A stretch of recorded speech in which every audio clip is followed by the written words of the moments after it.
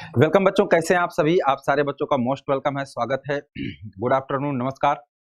तो एक बार पुनः आप सारे बच्चों का स्वागत है। सुबह में हम लोग मिले ही थे। तो बच्चों, जैसा कि ये जो सेगमेंट चल रहा है, इसमें करंट से रिलेटेड जो चीजें हैं हम लोग उसका डिस्कशन कर रहे हैं, जो आपके पीटी और मुख्य परीक्षा का जो एग्जाम है उसके लिए बहुत महत्वपूर्ण होता है। तो जैसे कि आप देखते होंगे कि जो आपके मेंस का क्वेश्चन होता है या प्रीलिम्स का क्वेश्चन होता है, आप जब उसको करने जाते हैं तो आपको लगता है ये कहाँ से आ गया, लेकिन अगर आप उस पर अच्छे से अपना नजर डालेंगे, चीजों का स्टडी करेंगे, अध्ययन करेंगे, तो आपको पता चलेगा कि वो चीजें कहीं ना कहीं हाईलाइटेड थी, न्यूज में थी, बस उसी को एग्जाम में क्या किया है, आपसे पूछ लिया है। ठीक है ना। तो उसी चीज को हम लोग यहाँ पर डिस्क्राइब करेंगे। जैसे कि आप लोग देख रहे होंगे, एक चीज की बहुत चर्चा है, वो क्या हो जाएगा आपका, वो क्या हो जाएगा आपका, दिल्ली में शीतलहर। दिल्ली में शीतलहर है ना। कोल्ड वेव्स,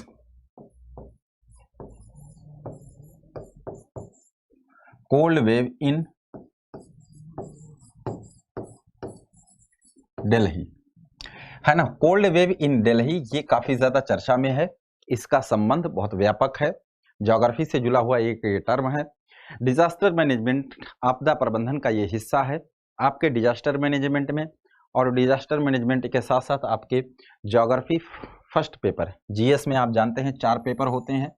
इस 4 पेपर में अगर आप देखेंगे तो जीएस पेपर 1, पेपर जो फर्स्ट है, इसमें हिस्ट्री, ज्योग्राफी और सोशल इश्यूज है। तो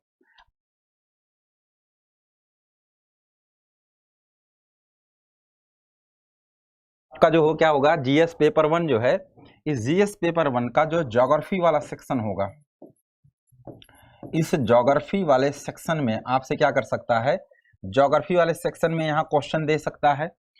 क्वेश्चन में आपका किसका दे देगा, कोल्ड वेव दे देगा या लानीना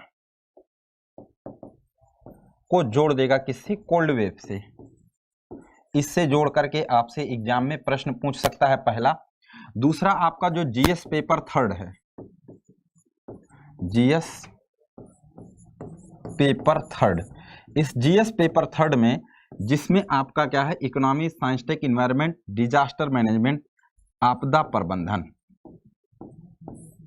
आपदा प्रबंधन, इस आपदा प्रबंधन में जाकर के आपसे डिजास्टर मैनेजमेंट में भी आपसे क्या कर सकता है, क्वेश्चन जो है वो पूछ सकता है। तो इसलिए बहुत अच्छे से क्लास के अंदर बने रहना, बहुत सारी चीजें इसमें जानने सीखने को मिलेंगी।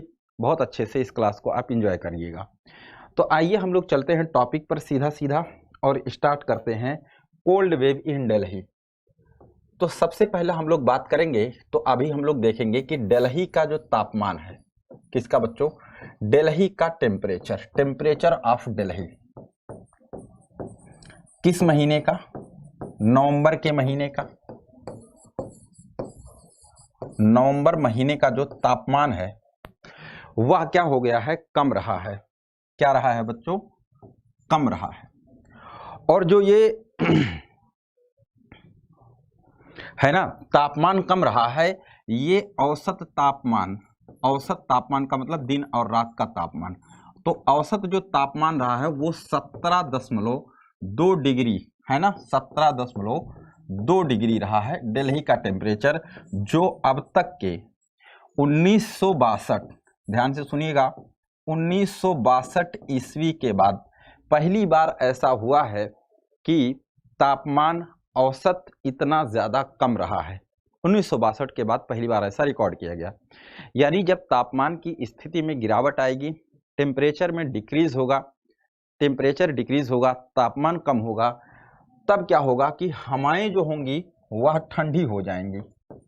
हवाएं जो होंगी वो क्या हो जाएंगी, ठंडी हो जाएंगी, कोल्ड हो जाया करेंगी, कोल्ड विंड हो जाएगी। और ये जब कोल्ड विंड चलेगी, ओके, क्या हो जाएगा, जब ये कोल्ड विंड चलती है तो WCF को क्या कर देती है, इंक्रीज कर देती है। किसको इंक्रीज करती है, WCF। WCF का मतलब क्या होता है, WCF का होता है wind chill factor, wind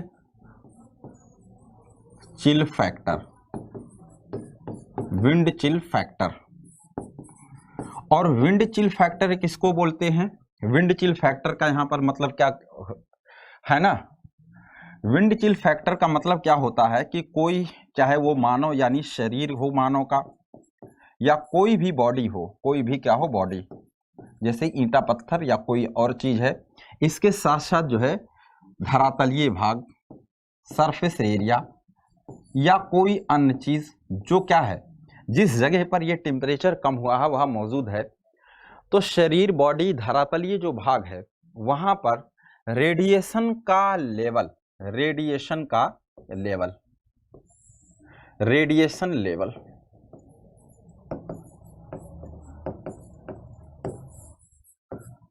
radiation level, विकिरण का स्तर, विकिरण स्तर, विकिरण स्तर या विंड चिल फैक्टर में हम लोग देखेंगे कि जो भी यहाँ पर लोहा, मिट्टी, बालू, सीमेंट, पेड़ पौधे, जो भी चीजें मानव के शरीर, यहाँ से जो विकिरण की मात्रा है वो क्या हो जाती है, इंक्रीज हो जाया करती है, बढ़ जाया करती है ना। और यही क्या कहलाता है, विंड चिल फैक्टर। अब आप कहोगे सर ये कैसे बढ़ता है? जैसे फॉर एग्जांपल हम लोग देखते हैं कि हम अपना हाथ जब ले गए आग के पास और वहां पर क्या किए, टेम्परेचर एब्जॉर्ब किए और अपने हाथ गाल पे लगाए, तो हमारा गाल भी गर्म हो जाता है। क्यों? क्योंकि हमेशा क्या होता है कि जो उष्मा या हीट होती है वो हाई हीट से लो हीट की ओर क्या करती है, ट्रांसफॉर्म होती है या चलती है। तो सेम चीज वही चीज हो जाएगा कि क्या होगा कि जुलाई, अप्रैल, मई और अगस्त, सितंबर के महीने में सनलाइट आई थी और आकर के उसने धरातलीय भाग का तापमान क्या किया था, इंक्रीज किया था। इस इंक्रीज होने के बाद, तापमान के बढ़ने के बाद, जब ठंडी का मौसम शुरू होता है एक बार से, तो वायुमंडल का तापमान क्या हो रहा है, कम हो रहा है, क्योंकि सूर्य की किरणें कम आ रही है। तो जब सूर्य की किरणें आएंगी कम, तो जो हमारे धरातलीय भाग जो तापमान को क्या किए हैं, अवशोषित किए हैं, एब्जॉर्ब किए हैं, वो उसको छोड़ना भी शुरू करेंगे, रेडिएट करना भी शुरू करेंगे। उसका कारण क्या है? क्योंकि वायुमंडल का तापमान क्या है, फॉर एग्जांपल हमने क्या कहा, 17.2, अभी हमने कितना कहा था, 17.2 डिग्री हम मान लें, और कोई भी बॉडी जो यहाँ मौजूद है उसका तापमान कितना है, 25 डिग्री है फॉर एग्जांपल।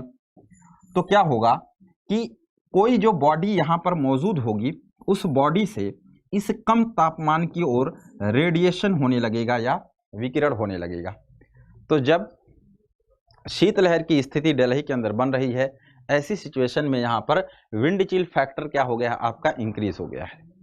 अब सवाल यही उठता है कि दिल्ली का जो तापमान 1962 के बाद पहली बार नवंबर के महीने में इतना ज़्यादा कम हुआ, इस कम होने की वजह से जो ठंडी हवाएं हैं वो चलेंगी, और उसके चलने के कारण दिल्ली के जो पर्यावरण एवं पारिस्थितिकी है, ecology and ecosystem, human life, मानव जीवन, सामाजिक आर्थिक जीवन, ठीक है, पर्यावरणीय प्रदूषण, इन सब चीज़ों पर क्या होगा, इसका नेगेटिव इम्पैक्ट पड़ेगा, नकारात्मक प्रभाव पड़ेगा। यहाँ के जो भी वनस्पति हैं, कृषि के क्षेत्र है, यहाँ की जो जलवायु है, यहाँ का जो वेदर है, क्लाइमेट एंड जलवायु और मौसम, क्लाइमेट एंड वेदर पर नेगेटिव इम्पैक्ट पड़ेगा। ओके, तो ये आपका पहला चीज हो जाएगा कि ये आपका क्या हो जाएगा कि ये सारा है, जिसके बारे में हमने एक बेसिक इंट्रोडक्शन आपको दे दिया।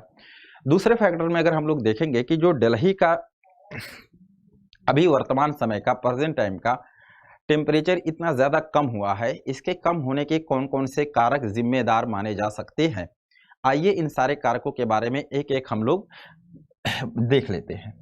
तो कौन कौन से फैक्टर हो जाएंगे, कारक हो जाएंगे, है ना। शीतलहर, कहाँ की शीतलहर, याद रखिएगा, शीतलहर दिल्ली के शीतलहर को प्रभावित करने वाले कारक,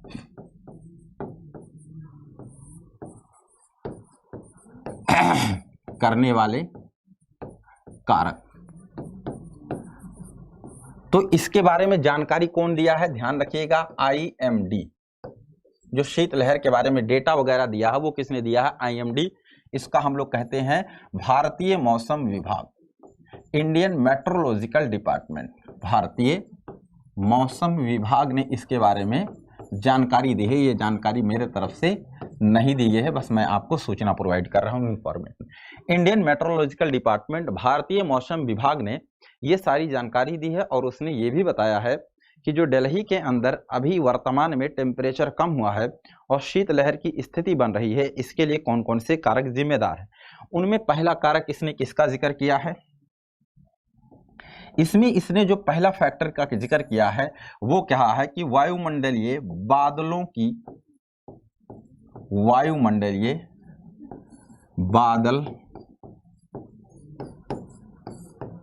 की कमी,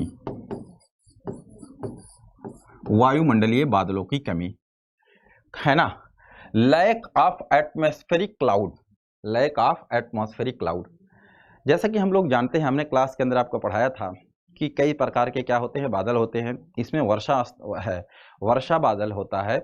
ये वर्षा बादल बहुत ज़्यादा घना होता है और ये वायुमंडलीय पारदर्शिता, एटमॉस्फेरिक ट्रांसपेरेंसी पर अपना सबसे ज़्यादा क्या डालता है, प्रभाव डालता है, इफेक्ट डालता है। अब चूंकि बादलों का अभाव है, ऐसी परिस्थिति में आप देखोगे कि धूप भी दिल्ली के अंदर अच्छी खासी हो रही है, लेकिन दिन के तापमान में वृद्धि हो रही है, क्योंकि जब बादल एक नहीं होंगे वायुमंडल में तो दिन के समय सूर्य की किरणें आ जाएंगी, लेकिन जब बादल नहीं होंगे तो सूर्य की किरणें जाएंगी भी ज़्यादा, और जब सूर्य की किरणें ज़्यादा जाएंगी तो जाहिर सी बात है तापमान क्या हो जाएगा, कम हो जाएगा। कैसे, इस बात को देखिए ध्यान से। यानी वायुमंडलीय पारदर्शिता वर्तमान समय में क्या है, अभी अधिक है, हाई एटमॉस्फेरिक ट्रांसपेरेंसी आपकी पाई जा रही है। अब इस बात को देखिएगा, जैसे फॉर एग्जांपल अभी की वर्तमान समय की बात करें, ठंडियों में क्या होता है कि दिन क्या हो जाता है, आपका छोटा हो जाता है। तो जब दिन छोटा हो जाएगा, फॉर एग्जांपल अभी हम मान लेते हैं कि 10 घंटे का हमारा दिन हो रहा है, सॉरी 10 घंटे का मान लो दिन हो रहा है हमारा। तो अगर हमारा 10 घंटे का दिन हो रहा है, इसका मतलब 10 घंटे तक सूर्य की किरणें आई, लेकिन जब रात हुआ और वायुमंडलीय पारदर्शिता अधिक है तो अब सूर्य की किरणें क्या होगा, रात हो जाएगी 14 घंटे की। तो 14 घंटे क्या हो जाएगा, सूर्य की किरणें वापस भी जाएंगी, सनलाइट क्या होगा, वापस भी जाएगी। फिर क्या हो जाएगा कि अगर दिन के समय सनलाइट जो आई है वो टोटल है कितनी, 30 यूनिट, तो रात के समय अगर सनलाइट गई तो कितना हो जाएगा, 30 की 30 तो जाएगी ही, क्योंकि 10 घंटे में अगर 30 आया है तो 10 घंटे में 30 जाएगा भी, साथ ही साथ 4 घंटे एक्स्ट्रा भी जा रहा है, तो हो सकता है क्या हो जाए कि आपका जो है 7 यूनिट एक्स्ट्रा और चला जाए। तो दिन के समय आएगा 30, लेकिन रात के समय ये जाएगा कितना, आपका 37 यूनिट सूर्य की उष्मा या हीट आपका क्या हो जाएगा, अधिक हो जाएगा, चला जाएगा। और जब इतना सूर्य की किरणें वापस चली जाएं या हीट इतना ज्यादा वापस चला जाए, तो जाहिर सी बात है आप ये कह सकते हो कि जिस स्थान पर यह प्रक्रिया घटित होगी उस स्थान का जो तापमान है, जो टेम्परेचर है, वो क्या हो जाएगा, डिक्रीज हो जाएगा, घट जाया करता है। इसलिए अभी देखोगे कि दिल्ली के अंदर दिन के समय तापमान ज्यादा हो जाता है, दिन के समय कोई समस्या नहीं होती है, लेकिन रात के समय आप देखोगे तो उतना ही जल्दी ये हमारा एटमॉस्फेयर ठंडा भी हो जाता है, क्योंकि जो सूर्य की किरणें आती हैं वो रात के समय पार्थिव विकिरण के रूप में वापस भी जा रही होती हैं। पहला ये चीज आप समझ सकते हैं, ठीक है ना। अब जल्दी से बताओ क्या ये पॉइंट आप लोगों का क्लियर हुआ, समझ में आ गया। इसके बाद फिर जो सेकंड फैक्टर हमारा है उसको देख लेते हैं कि दूसरा आपका कौन सा क्या हो जाएगा, कारक हो जाएगा, जो इसके लिए क्या है, आपका जिम्मेदार है। सेकंड फैक्टर अगर हम लोग बात करेंगे तो वो क्या हो जाएगा, दिल्ली की भौगोलिक अवस्थिति।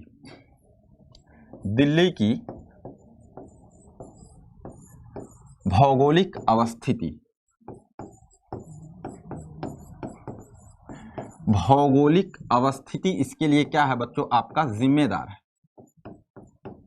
दिल्ली की भौगोलिक स्थिति, ज्योग्राफिकल लोकेशन ऑफ दिल्ली, यहाँ के कोल्ड वेव या शीतलहर के लिए जिम्मेदार कैसे है, तो आप देखोगे कि फॉर एग्जांपल ये आपका क्या है, इंडिया है, तो यहां पर आपका दिल्ली है और यहीं पर आपका क्या है, हिमालय है।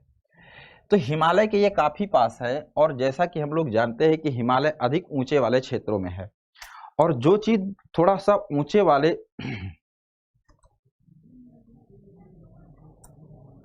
जो चीज थोड़ा सा ऊंचे वाले क्षेत्रों में होती है वहाँ टेम्परेचर कम हो जाता है, वहाँ पर बर्फ जम जाती है, और जब उस बर्फीले क्षेत्र से कोई भी विंड या कोई हवा चलेगी तो वह भी ठंडी हो जाएगी। ऐसी परिस्थिति में जो हिमालयी क्षेत्र है वहाँ से जो ठंडी हवाएं हैं, कोल्ड वेव हैं, वो कोल्ड वेव क्या करती हैं कि ठंडियों के दिनों में, है ना, ठंडियों के दिनों में दिल्ली की ओर आना शुरू कर देती हैं। और जब दिल्ली की ओर आती हैं तब ध्यान से इस बात को समझिएगा कि जब वो हवाएं दिल्ली की ओर आती हैं तो दिल्ली का तापमान क्या कर देती हैं बच्चों, गिरा देती हैं। तापमान में ये हवाएं क्या करती हैं, आपका आंसर हो जाएगा तापमान में कमी कर देती हैं, टेम्परेचर डिक्रीज करा देती हैं। क्यों? फॉर एग्जाम्पल दिल्ली का तापमान अभी वर्तमान समय का हम कितना मान ले, 25 डिग्री, और ये हिमालयी क्षेत्र से हवाएं आ रही हैं, और इन हवाओं का जो तापमान है हम कितना मान लें, अगर हम मान लेते हैं कि इनका तापमान है 15 डिग्री, ओके, तो 25 डिग्री वाले भाग में जब 15 डिग्री वाली हवा आएगी, मिलेगी, तो क्या हो जाएगा, 25 + 15 = कितना हो जाएगा, 40। तो दिल्ली का टेम्परेचर घट के कितना हो जाएगा, 20 हो जाएगा। अगर इसका तापमान हम 10 डिग्री मान लें, तब आकर के इस 25 डिग्री से मिलेगी, तो 15 25 10 35 हो जाएगा, और 35 का अगर हाफ हम लोग निकालेंगे तो 17.5 हो जाएगा। इस तरीके से हम लोग देखेंगे कि जब ये हमारे दिल्ली के अंदर आएंगी तो यहाँ का तापमान क्या कर दे रही है, जो औसत टेम्परेचर का था उसको डाउन कर दे रही है, औसत तापमान में ये कमी कर दे रही है। आप कहोगे सर ये हवा आ रही है और इन हवाओं के साथ मिक्स होकर आपने टेम्परेचर घटा दिया है, क्यों? जैसे आप देखोगे कि एक गिलास आपने क्या लिया, गर्म पानी लिया, और जो गर्म पानी लिया है एक गिलास आपने क्या लिया, नॉर्मल पानी लिया, नॉर्मल, जिसका तापमान कितना मान ले हम, फॉर एग्जाम्पल हम मान लें 10 डिग्री। एक पानी आपने लिया जो ठंडा था और उसका तापमान कितना था, 7 डिग्री था, और दोनों को आपको क्या करना है, मिलाना है, और मिला करके उस पानी को आपको पीना है। तो अब बताओ कि उस पानी का तापमान कितना होगा? तो आप सीधा कहोगे कि सर जब दोनों को मिलाएंगे तो दोनों को क्या करेंगे, पहले तो जोड़ देंगे, तो 10 और 7 क्या हो जाएगा, 17 हो जाएगा, और 17 को 2 से क्या करेंगे, डिवाइड कर देंगे, तो आपका कितना हो जाएगा, 8 दूना 16, यानी 8.5 डिग्री टेम्परेचर इस पीने वाले पानी का तापमान रहेगा। क्योंकि जब वो मिक्स हो जाएगा तो दोनों का क्या निकालना पड़ेगा, एवरेज निकालना पड़ता है, औसत निकालना पड़ता है। तो इस तरह से अगर हम लोग देखेंगे तो दिल्ली के अंदर जब ये कोल्ड वेव या शीत लहर आती है, तो ये आने वाली कोल्ड वेव या शीत लहर जो दिल्ली है, उस दिल्ली का टेम्परेचर, उस दिल्ली का जो तापमान है वो डिक्रीज कर देती है। तो कोल्ड वेव के लिए दूसरा फैक्टर हम लोग इसको क्या है, मान सकते हैं। तीसरा हम लोग जब देखेंगे कि कौन सा और फैक्टर है जो इसके लिए क्या है, जिम्मेदार है, तो इसको आप देख सकते हैं। तीसरे फैक्टर क्या कौन सा हो जाएगा, 2 हमने जिक्र कर दिया है। तीसरा बच्चों आपका हो जाएगा क्या, तीसरा हो जाएगा आपका निर्वनीकरण। निर्वनीकरण इसमें मान सकते हैं, डिफॉरेस्टेशन, डिफॉरेस्टेशन के इसमें अनियोजित शहरीकरण, अनियोजित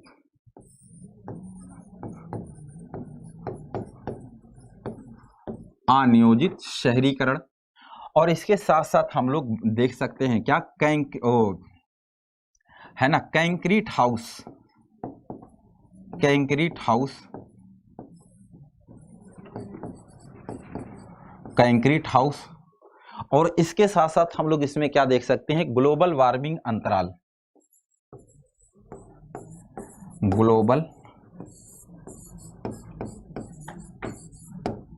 ग्लोबल वार्मिंग अंतराल हम लोग देख सकते हैं।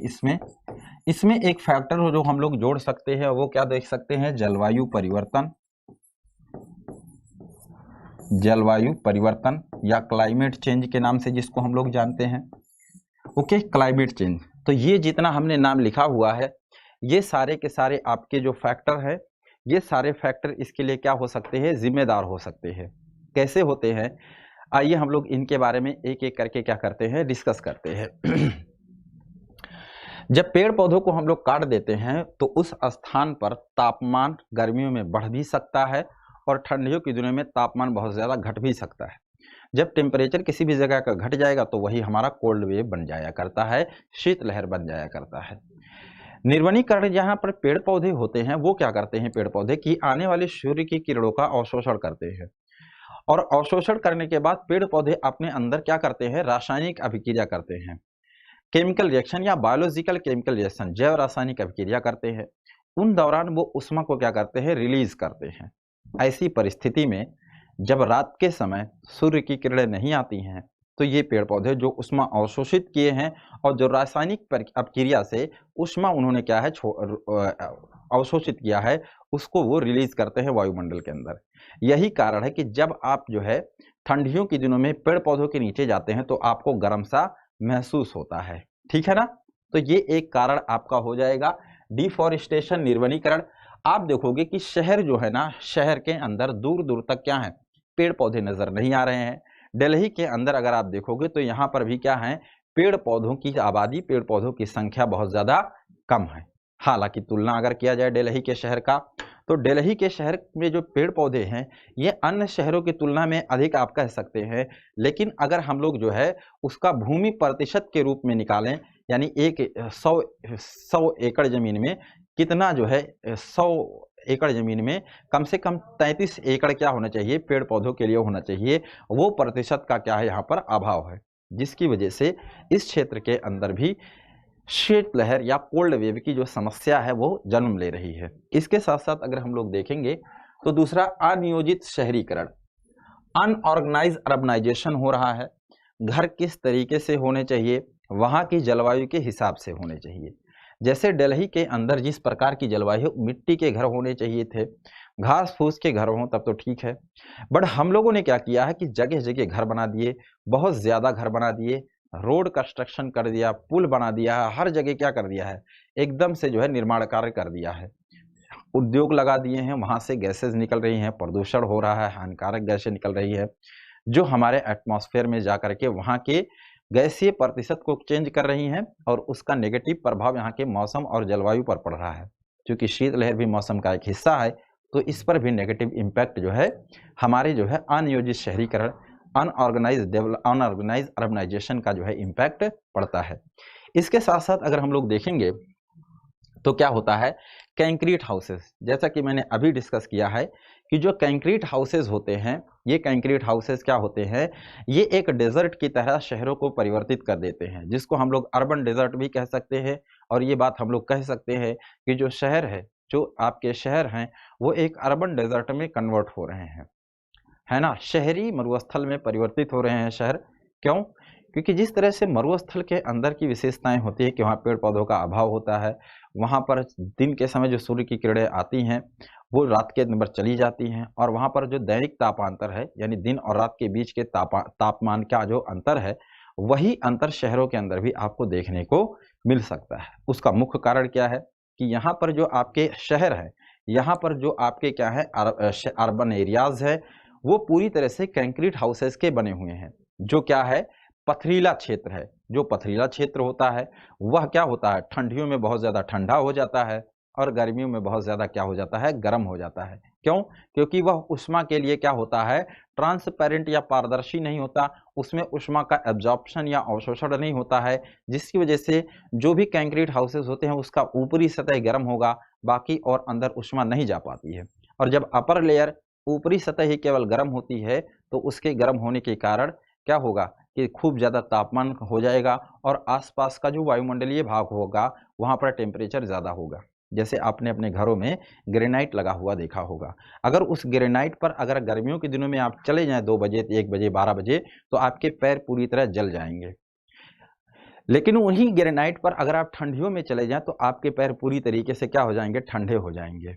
और इसका एग्जाम्पल हम कमोड को दे सकते हैं। कमोड टॉयलेट जो आप लोगों के यहाँ होता है, सबके यहाँ होता है।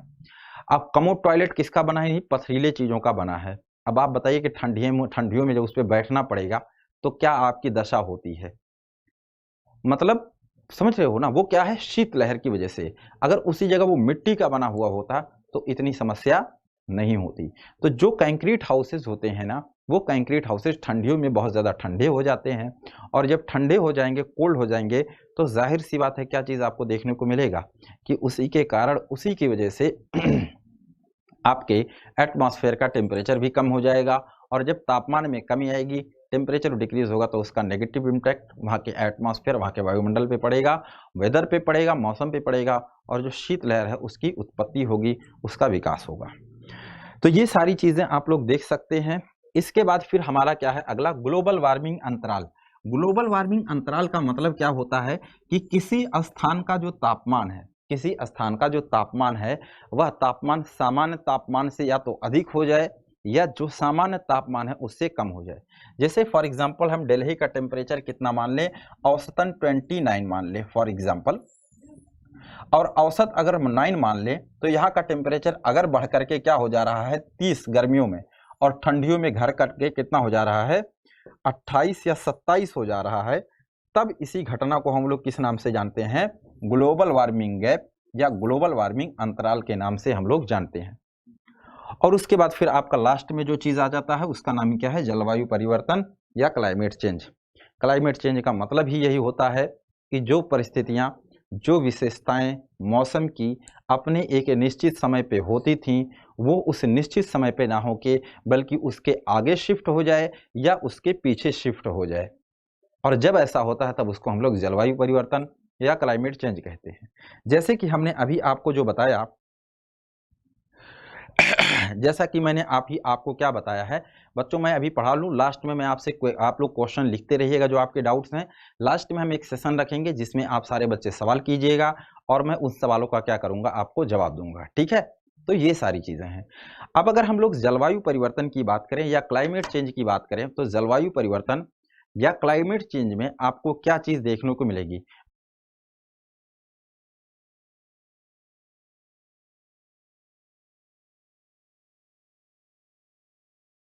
ठीक है। तो ये सारी चीजें आपको देखने को मिलेंगी। अब इसमें जो चीज आपको क्लाइमेट चेंज में हमने बताया है इसको आप समझिएगा, बहुत बार मैंने क्लास के अंदर इसको क्या किया है, एक्सप्लेन किया है कि एक्चुअल में जो है जलवायु परिवर्तन किस प्रकार से किस तरीके से क्या है जिम्मेदार है। जो बच्चा मेरी क्लास के अंदर रेगुलर रहेगा वो ज्योग्राफी का बादशाह हो जाएगा। मैं इस बात की पूरी जिम्मेदारी पूरे दलील के साथ कहता हूं, क्योंकि आपको कोई सब्जेक्ट समझ में तब नहीं आता है या इंटरेस्ट तब नहीं होता है जब उसको आपकी समझ ना हो, और समझ तब नहीं होती है जब उसको क्या किया जाए, चीजें बता दी जाए बट उसको एक्सप्लेन ना किया जाए, उसको विस्तार पूर्वक बेसिक तरीके से ना बताया जाए। मेरी कोशिश ये होती है कि जो कुछ मैं क्लास में आपको बता रहा हूँ उसको एकदम रूट लेवल पर ले जा करके जो बेसिक पॉइंट है, बेसिक फैक्टर हैं, उन बेसिक फैक्टर को क्या करूं, एक्सप्लेन कर दूं, ठीक है ना। ये हमारी क्या होती है, आपके लिए कोशिश होती है।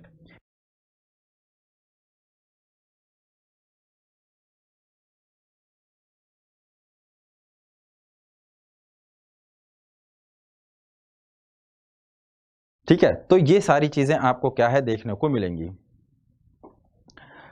अब ये सारा फैक्टर आपको समझ में आ गया होगा, ये सारी चीजें आपको समझ में आ गई होंगी कि एक्चुअल में ये सारी चीजें आपकी हैं क्या। इसके साथ साथ जो वर्तमान समय या इस साल के आपके शीतलहर के लिए दिल्ली में या आपके पूरे मैदानी क्षेत्रों में जो शीतलहर के लिए फैक्टर या रिस्पॉन्सिबल फैक्टर है उसका नाम आपका क्या हो जाएगा, ला नीना।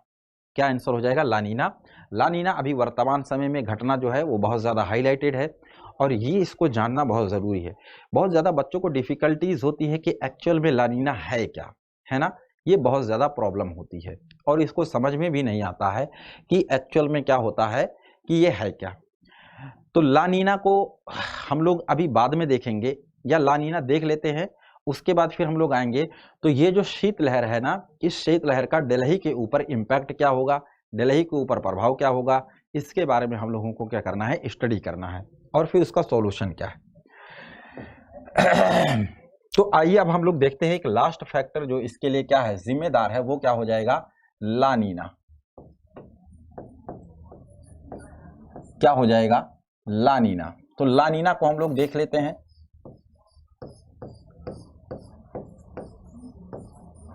ला नीना, तो ला नीना क्या है।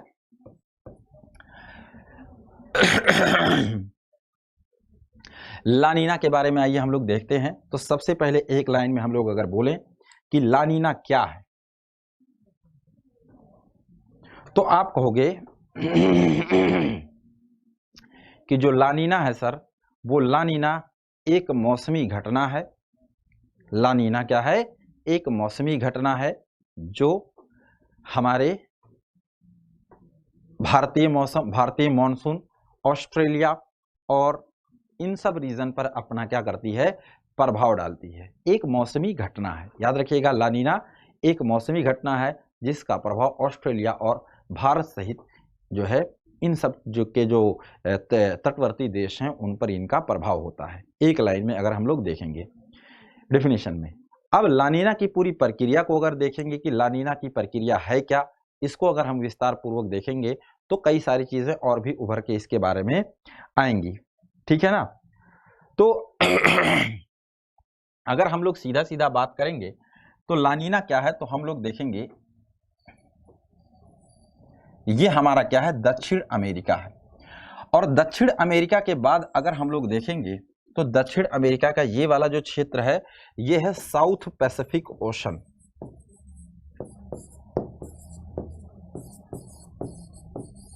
साउथ पैसिफिक ओशन ये है हमारा, ओके। क्या है, साउथ पैसिफिक ओशन, दक्षिण प्रशांत महासागरीय क्षेत्र है। और इस साउथ पैसिफिक ओशन का ये वाला जो फैक्टर है,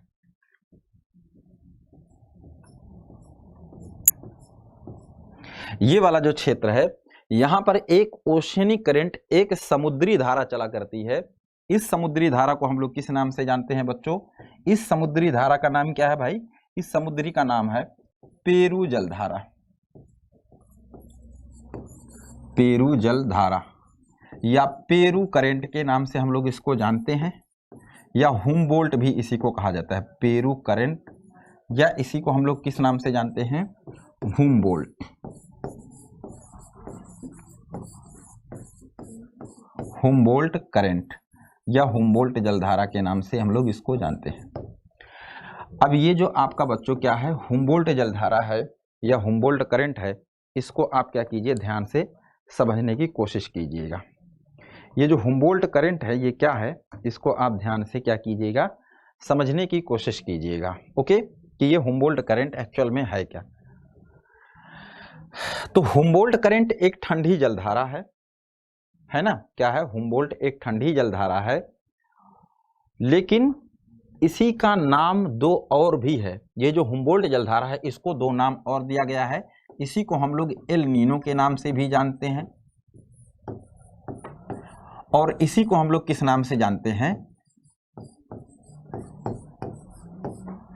ला नीना के नाम से भी हम लोग जानते हैं। इसी को हम लोग एल नीनो के नाम से भी जानते हैं और इसी को हम लोग ला नीना के नाम से भी जानते हैं। जब इसका तापमान सामान्य होता है, जितना नॉर्मली होना चाहिए इसका, तब उसको हम लोग कहते हैं पेरू जलधारा। लेकिन जब इसका तापमान, किसका, इसी जलधारा का तापमान सामान्य से क्या होता है, अधिक हो जाता है, क्या, सामान्य से अधिक हो जाता है, सामान्य से अधिक, सामान्य से अधिक, तब इसको हम लोग क्या बोलते हैं, एल नीनो के नाम से जानते हैं। और जब इसी जलधारा का तापमान, जब इसी वाटर करंट का टेम्परेचर सामान्य से कम हो जाता है, तब इसको हम लोग किस नाम से जानते हैं, ला नीना। सामान्य से कम होने पर इसको हम लोग किस नाम से जानते हैं बच्चों, ला नीना के नाम से जानते हैं, ओके। तो ये जो मैंने दो तीन बातें आपको एक्सप्लेन की, ये जो हमने आपको दो तीन बातें बताई है, क्या ये दो तीन फैक्टर, ये दो तीन कारक आपको समझ में आए यार।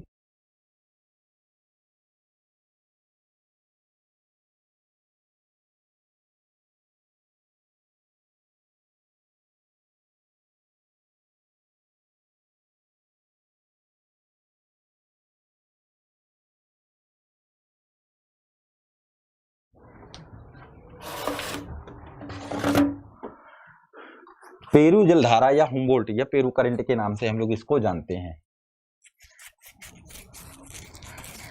ओके। तो ये सारा फैक्टर, ये सारा का सारा चीज, सारा का सारा सिस्टम आपको पूरी तरीके से समझ में आ गया क्या, एक बार हमें कमेंट बॉक्स में बताओ। अब हम लोग देखेंगे कि ये जो आपका अभी वर्तमान समय में परिस्थितियां चल रही हैं वो क्या है, ला नीना। और सामान्य से कितना अधिक हो जाए तब एल नीनो कहेंगे, सामान्य से कितना कम हो जाए तब उसका नाम क्या रख दिया जाता है, ला नीना। तो याद रखिएगा इस फैक्टर को इस पॉइंट को आप क्या कीजिएगा, याद रखिएगा। जब तापमान आपका सामान्य से कम कितना हो जाए, सामान्य तापमान से, फॉर एग्जांपल सामान्य तापमान यहां पर कितना मान ले हम 25 डिग्री, तब 25 डिग्री को हम लोग किस नाम से जानेंगे, 25 डिग्री को हम होमवोल्ट जलधारा बोलेंगे। बट इसका तापमान अगर 25 के बजाय कितना हो जाए, 25.5 डिग्री, अगर 25.5 हो जा रहा है तब उसको हम लोग किस नाम से जानते हैं, एल नीनो के नाम से जानते हैं। और जब उसका तापमान सामान्य इतना है, इससे क्या हो जाए 5 डिग्री कम, यानी आपका कितना हो जाए 24 डिग्री 5 मिनट।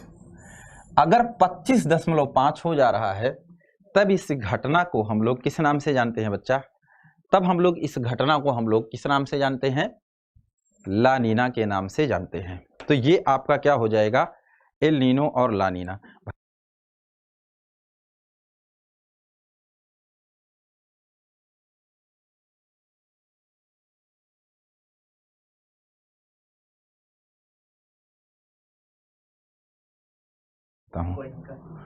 है ना, क्योंकि ये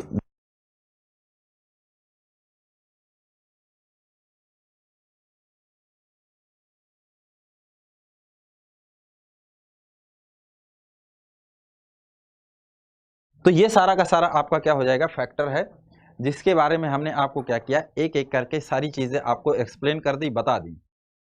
अब आइए हम लोग देखते हैं कि ये जो ला नीना है ना, इस ला नीना का प्रभाव भारत के अंदर किस प्रकार से पड़ेगा। तो बहुत ज्यादा डिटेल में नहीं जाएंगे, क्योंकि ला नीना के बारे में हम लोगों को अलग से क्या करना है, ला नीना के बारे में हम लोगों को ला नीना के बारे में हम लोगों की अलग से जो है क्या होगी, क्लास होगी, जिसके बारे में हम लोग अलग से चीजों को क्या करेंगे, देखेंगे।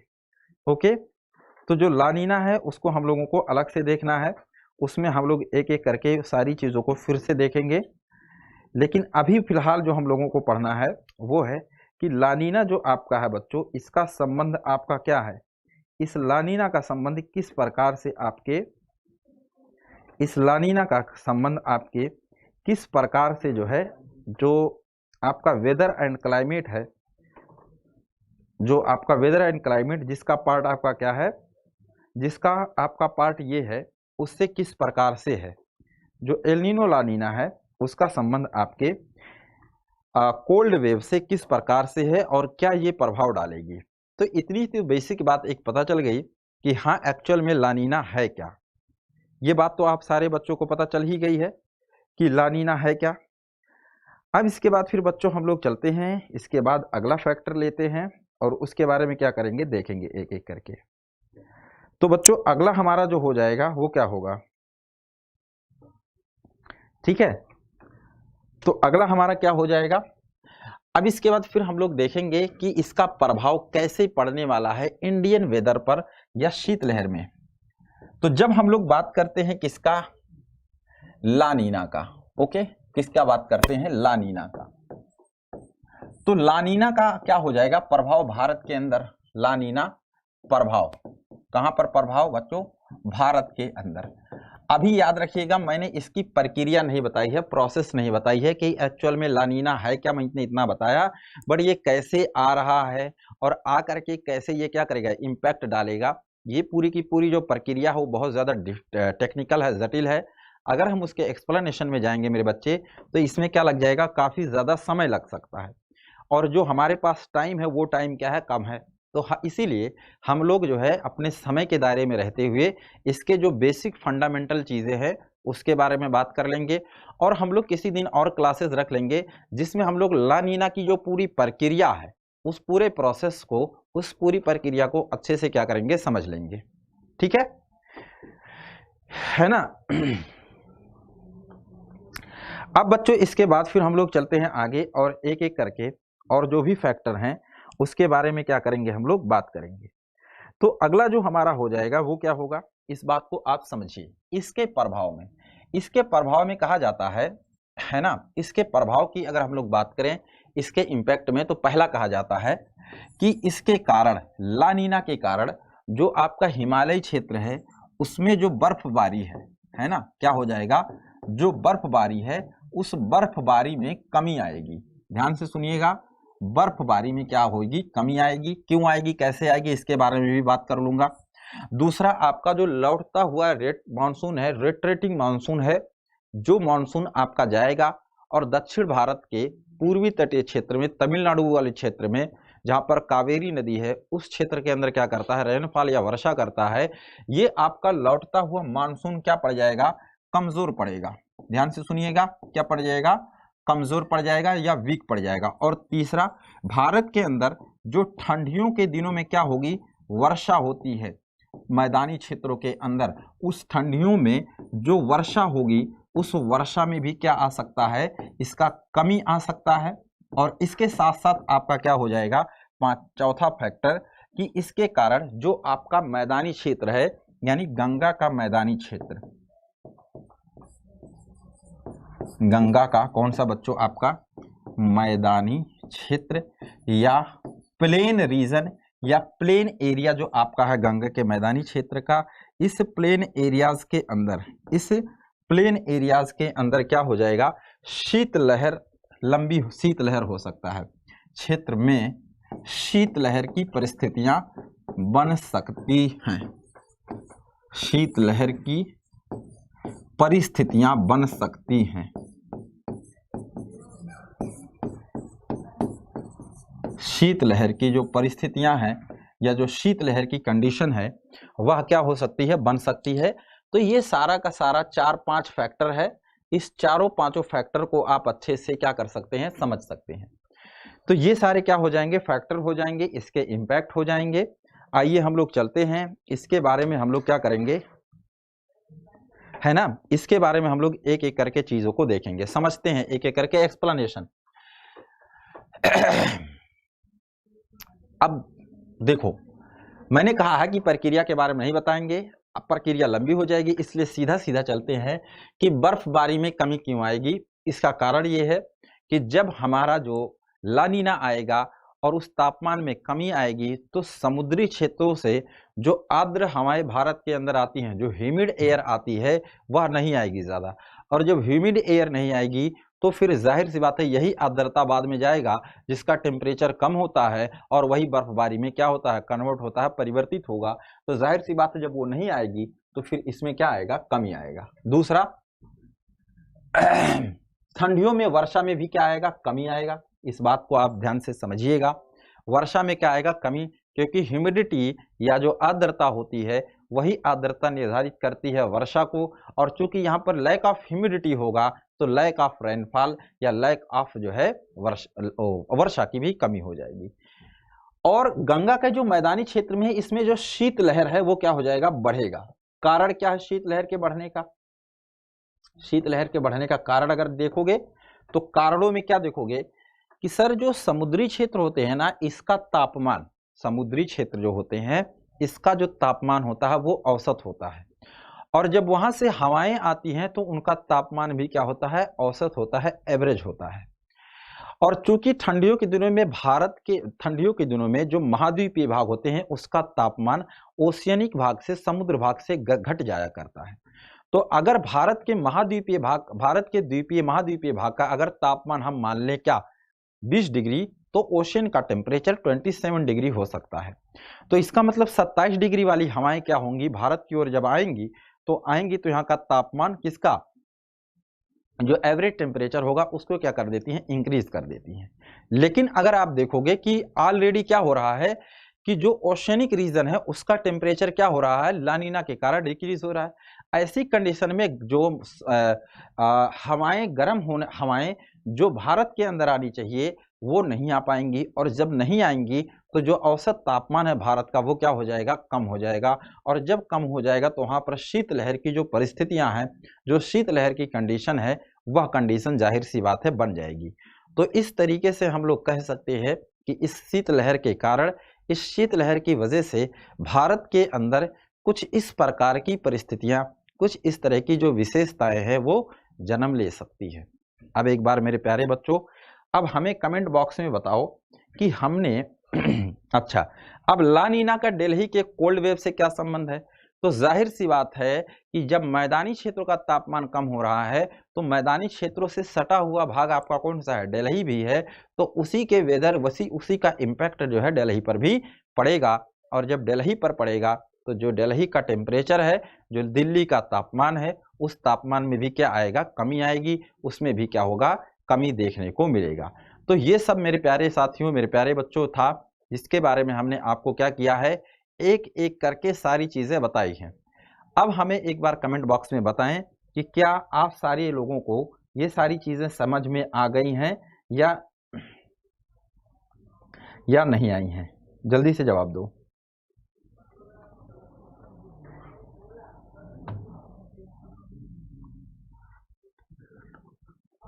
जल्दी से जवाब दीजिए, क्या आप लोगों का सारे बच्चों का क्लियर हुआ।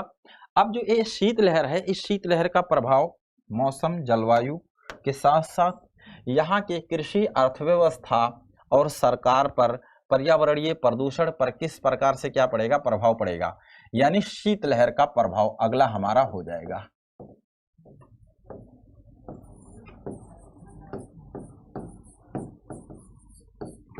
शीतलहर का क्या प्रभाव, impact of cold wave, impact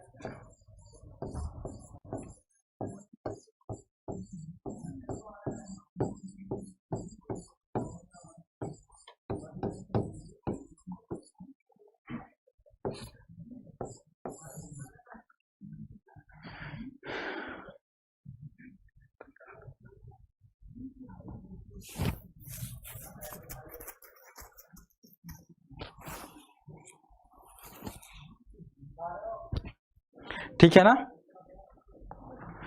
okay, चलिए अब हम लोग चलते हैं, इसमें एक एक करके बात करेंगे।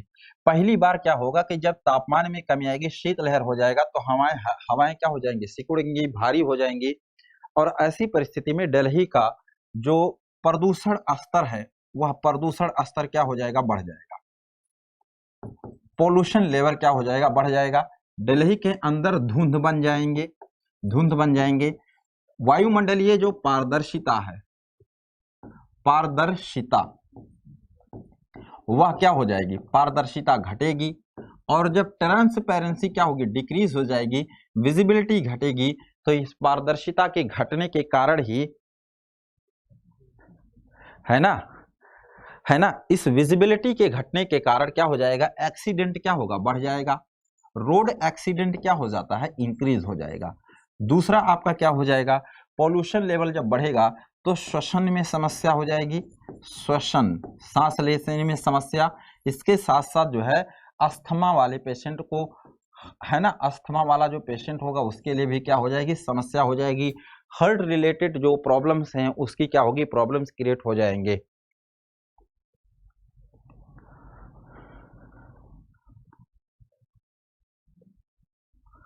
ठीक है, तो ये सारी चीजें आपकी हो जाएंगी।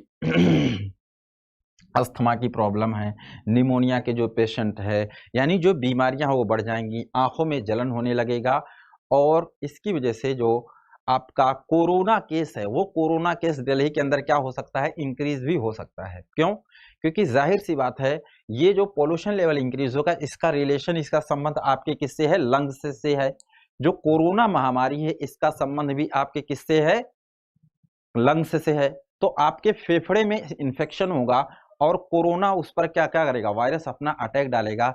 इसलिए आप देख रहे होगे कि जब दिल्ली के अंदर पॉल्यूशन लेवल इंक्रीज हुआ है तो दिल्ली के अंदर नंबर ऑफ केसेस किसके, आपके कोरोना केसेस भी क्या हो गए हैं, आपके बहुत तेजी से इंक्रीज भी हुए हैं। और कहा जा रहा है third wave of corona will be increase corona case in Delhi. Delhi के अंदर तीसरे वेव में, यानी तीसरी बार एक बार फिर कोरोना का जो ग्राफ है, वह ग्राफ दिल्ली के अंदर इंक्रीज हुआ है और उसमें आपका कोल्ड वेव बहुत महत्वपूर्ण भूमिका निभा रहा है। तो पहला ये प्रभाव देखने को मिल जाएगा। दूसरा जो आपका इंपॉर्टेंट इंपैक्ट या प्रभाव देखने को मिलेगा वो क्या हो जाएगा, इसको आप देखिए। जो दूसरा इंपॉर्टेंट इंपैक्ट है वो क्या होगा, देखिएगा इसको। जो दूसरा इंपैक्ट है उसको देखिए, है ना। दूसरा इंपैक्ट क्या हो जाएगा कि जो यहां पर कृषि होगी, कृषि, एग्रीकल्चर, उस पर नकारात्मक प्रभाव पड़ेगा,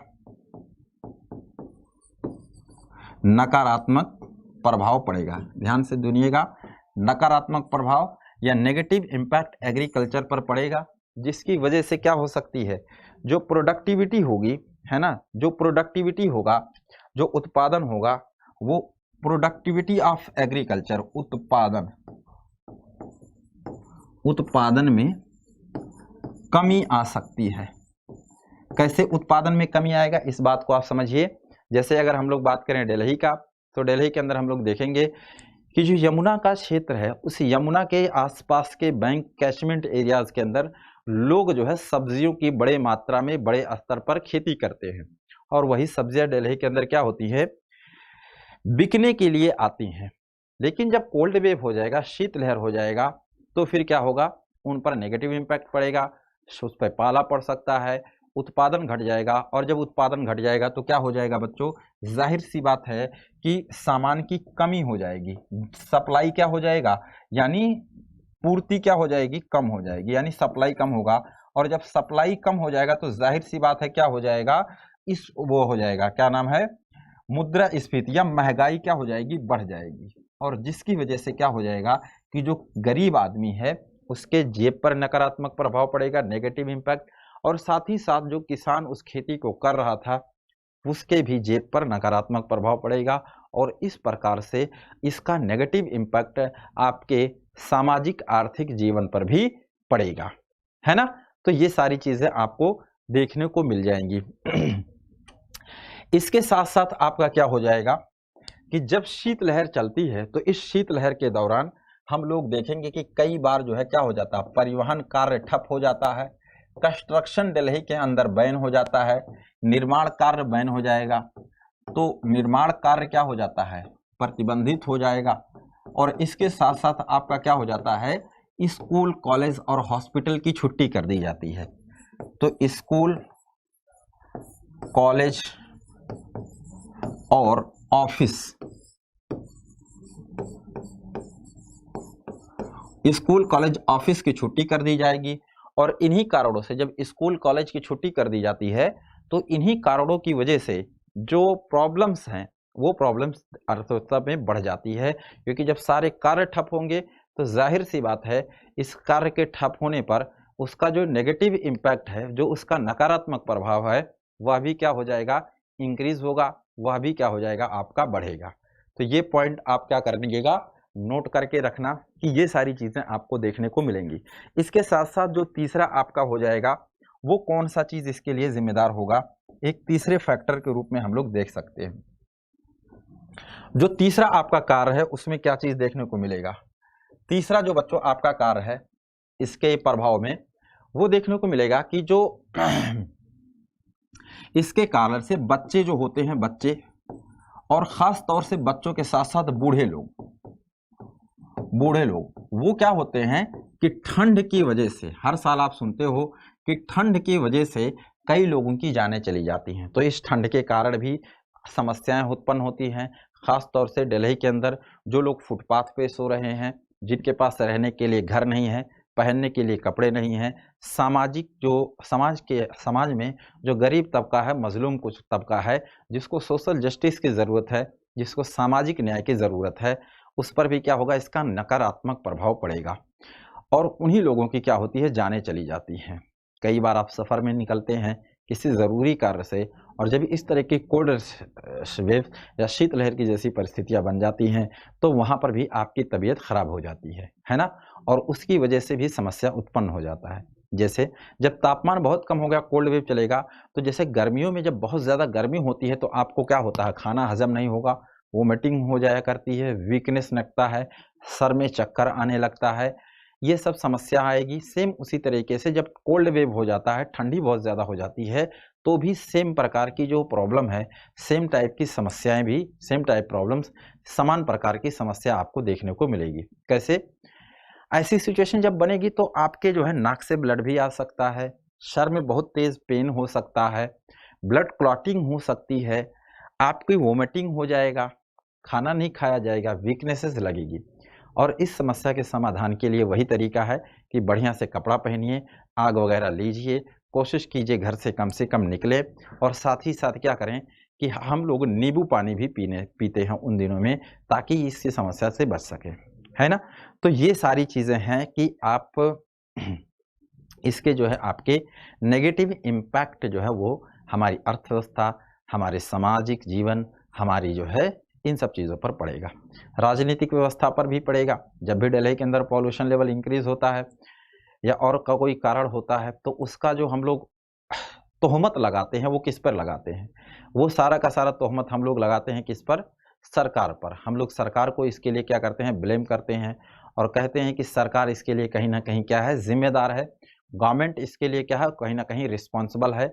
दिल्ली गवर्नमेंट को, केंद्र सरकार को, इन सब चीज़ों के लिए हम क्या मानते हैं? रिस्पॉन्सिबल। तो राजनीतिक व्यवस्था पर भी इसका संकट उत्पन्न करता है। हम लोग सरकार को बुला भरा कहते हैं कि सरकार निकम्मी है, सरकार सही से काम नहीं कर रही है, और जब वोट देने की बारी आती है तो एक खुन्नस के तौर पर, एक जिद और जलन के तौर पर हम लोग सरकार को विफल भी करते हैं, उसके खिलाफ वोट दे के आते हैं, उसको हराने का काम भी करते हैं। तो इस तरीके से इसका पूरा जो है आपके सामाजिक, आर्थिक, राजनीतिक जीवन पर इम्पैक्ट पड़ता है, और आपकी जो डेली लाइफ है और पर्यावरण एवं पारिस्थितिकी, इन सब पर इसका नेगेटिव इम्पैक्ट पड़ता है। तो ये आज की बच्चों हमारी क्लास रही है। इसमें हमने एक एक करके आपको क्या किया है? सारी चीज़ों के बारे में डिटेल में जो है आपको एक्सप्लेन किया है। सारी चीज़ों को आपको हमने डिटेल में क्या किया है? बताया है। अब हमें आप बताइए कि इसमें से कितनी चीज़ें हैं जो आपको जो है पूरी तरीके से क्या हुई हैं? समझ में आई हैं। जल्दी से बताइए। अगर कोई डाउट है तो आप पूछिए, हम उसको क्या करेंगे? एक्सप्लेन कर देंगे।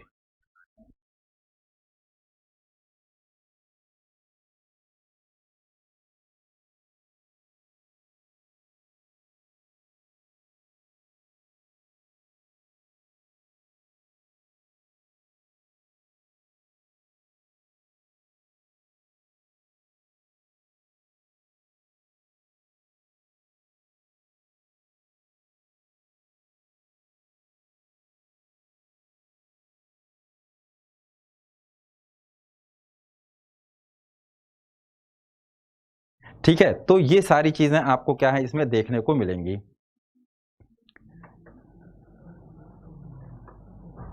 ठीक है, तो जल्दी से बताओ इसमें क्या आपको सारी चीज़ें समझ में आ गई? इसमें सारी चीज़ें आपकी क्लियर हो गई? जल्दी से आप हमें एक बार कमेंट बॉक्स में बताओ। क्लियर सर, मज़ा आ गया क्लास में। कार्तिक कुमार, बहुत बहुत शुक्रिया। लानिनो का बर्फबारी में कमी रिपीट कर दीजिएगा। ए जयंत बच्चा फिर से देख लीजिएगा एक बार। सर आपका टॉपिक एकदम क्लियर हो गया है फिर से। अच्छा ठीक है भाई, ए जयंत बता दूंगा। Thank you so much Kartik भाई। अच्छा चलिए जल्दी से बताइए सारे बच्चों, क्या आप सारे बच्चों का क्या है? सर मुझे आपसे बात करना है, मैं कॉल अर्बन कुणाल, बहुत कन्फ्यूज़न है प्लीज़ पेड कोर्स को लेके। अच्छा, वेट एंड वॉच 2 डेज़, है ना? उसके बाद फिर हम लोग मिलेंगे क्लास के लिए। क्लियर है सर। चलिए कुणाल, वेट एंड वॉच, थोड़ा सा परेशान ना रहो, कोई दिक्कत नहीं है। आपका संडे को मॉर्निंग में 11 बजे आप आना। सारी चीज़ें आपकी बहुत सारी 10-15 मिनट का इवेंट होगा, उसको देख लीजिएगा। एक्सीलेंट क्लियर में sir, thank you Mamta Maurya. Excellent session sir. IAS Vikas Chaudhary, जो देखा है वो तो खुश होगा, जो नहीं देखा है वो बहुत पछताएगा, इसलिए ज़रूर आए और पूरी क्लास को। सर पूरा समझ में नहीं आया। धर्मेंद्र मौर्य, एक बार बच्चा फिर से देख लीजिएगा, क्योंकि मैंने कोशिश की है कि बहुत बेसिक पर जाकर बहुत अच्छे तरीके से एक एक फंडामेंटल चीज़ों को क्लियर करूं। जहां पर आपको डाउट है एक बार क्लास को फिर से रिपीट कीजिएगा और थोड़ा सा उस पर सोचिएगा। All clear sir. Pramod Kashyap, thanks, good explain sir ji. ठीक है ना सर, नमस्ते।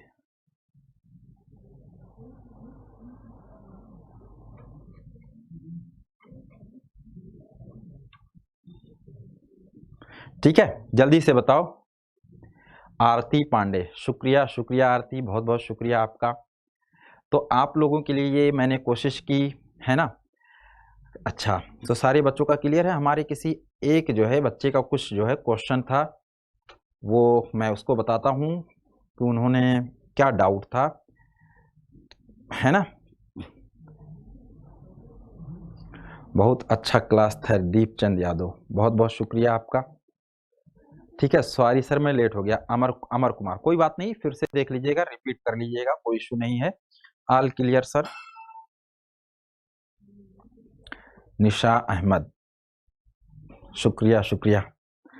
100 in 1 हर्षित यादव, ठीक है, हर्षित विजय, क्लियर। तो ठीक है, तो मतलब सारे बच्चों का सर बहुत बहुत धन्यवाद sir. Okay Mishra, nice session sir. चलिए, तो मतलब सारे बच्चों का क्लियर हो गया है। अब मेरे प्यारे बच्चों हम आगे चलते हैं। आपको एक दो पॉइंट किसी किसी को नहीं समझ में आया है और एक आध बच्चों का कहना है कि सर पूरी तरीके से नहीं समझ में आया।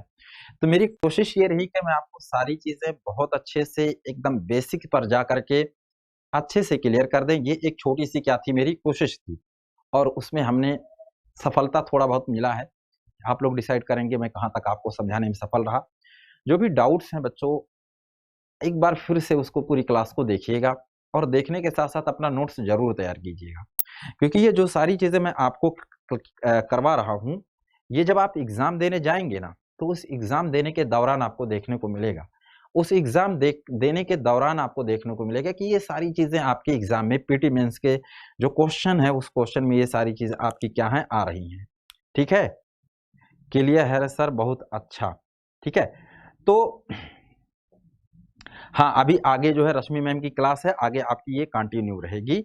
मैं आप लोगों का कुछ एक दो लोगों बच्चों का हमारे कुछ क्वेश्चन है, वो क्वेश्चन में डाउट सेशन है, ये जो भी आपके क्वेश्चन है पूछ लीजिए, क्लियर कर दे रहा हूँ। तो हमारे एक बच्चे का क्वेश्चन ये है कि सर जो आपका अभी क्या नाम है सर, आपने बताया बर्फबारी से इसका क्या संबंध है?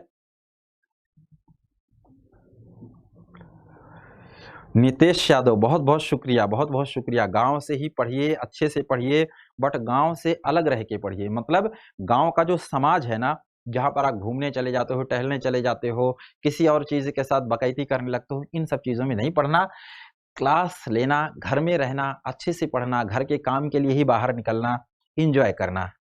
ठीक है ना?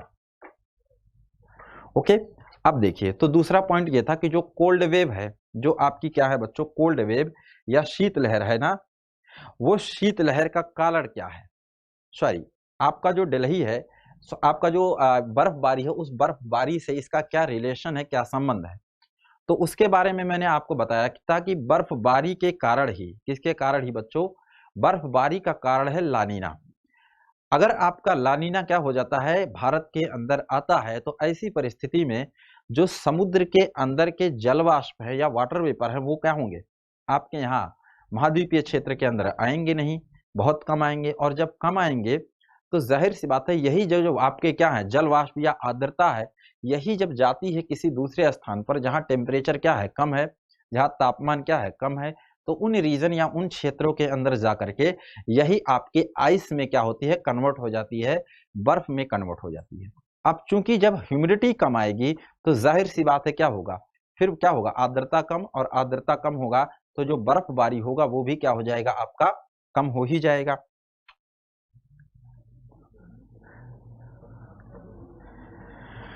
हाँ, सोनाली यादव, बहुत अच्छा। चलिए ठीक है, तो ये सारी चीजें आपकी रही है, जिसमें मैंने आपको कोशिश किया कि आपके जो भी क्वेरीज हैं, जो भी डाउट्स हैं, उनको एक एक करके क्या करूं, क्लियर कर सकूं, अच्छे से चीजों को समझा सकूं। ठीक है ना? तो ये सारी चीजें, अब आप बताओ मुझे कमेंट बॉक्स में कि क्या आपको है ना, कोई और आप लोगों के अगर क्वेश्चन है तो उस क्वेश्चन को हम क्या करें, सॉल्व कर दे, उसको हम समझा दें। ठीक है सर, दिल्ली में आपसे मिल सकते हैं, Deepchand Yadav, yes of course, आप आइए दिल्ली, आपका स्वागत है, मिल सकते हैं, बिल्कुल बिल्कुल आप आइए, बिल्कुल दीपचंद आप आइए, हमारे एग्जामपुर ऑफिस आइए, यहाँ आप बताइएगा कि हमें खान सर से मिलना है, जो ज्योग्राफी पढ़ाते हैं ISPCS में। आप आइएगा, मैं आपसे ज़रूर मिलूंगा। मैं सुबह से लेकर शाम तक यहीं रहता हूँ, कोई डाउट कोई दिक्कत नहीं है, आपको जो भी पूछना है वो पूछ सकते हैं। सर पीसेस की बुक लिस्ट बनवा दीजिए, नवनीत गुप्ता, नहीं ना ना, कोई बुक की ज़रूरत नहीं है, आपको जितना मैटर दिया जाएगा वो मैटर आपके लिए बहुत ज़्यादा सफिशियंट होगा, आपको एक्स्ट्रा कहीं और से कुछ लेने की कोई ज़रूरत नहीं है, और अगर ज़रूरत पड़ेगी तो हम आपको एक्स्ट्रा वो मैटर आपको प्रोवाइड करवा देंगे। ठीक है ना, जल्दी से, ठीक है ना?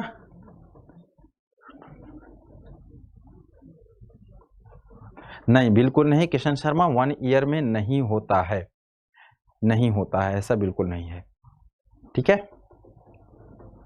दिल्ली में देखिए आपका जो है आप जाइएगा गूगल पे, वहाँ सर्च कर लीजिएगा, वहाँ पर आपका दिया हुआ है क्या एड्रेस हमारा, वहाँ आप एड्रेस पर आ जाइए, ठीक है। एग्जामपुर लिखेंगे, वहाँ आ जाएगा, वहाँ दिया हुआ है। ज्योग्राफी मेंस में आपके कितने मार्क्स थे? किसकी बात कर रही हो बच्चा? नंदू तिवारी। और भाई कोई किसी के डाउट्स हैं तो पूछ लीजिए। सर मैं आऊँगी दिल्ली, अपनी दिल्ली पानी अच्छा नहीं, वहाँ भी एक वीक बिना पानी पिए रह कर आए। अच्छा, कोई नहीं तो आप जो है फिल्टर वाला पानी ले लीजिएगा। सर आईएएस पीसीएस के सेम सब्जेक्ट होते हैं? हाँ बिल्कुल सेम होते हैं, ठीक है ना। अच्छा जल्दी से और बच्चों बताओ, जल्दी से किसी के कोई और क्वेरीज हैं, कोई और डाउट्स हैं तो उसको पूछ लीजिए, मैं उसको क्या करता हूँ क्लियर कर दूँ, ठीक है। एके जयंत, एल नीनो में गर्मी और लानीना सर्दियों में आता है। एके जयंत,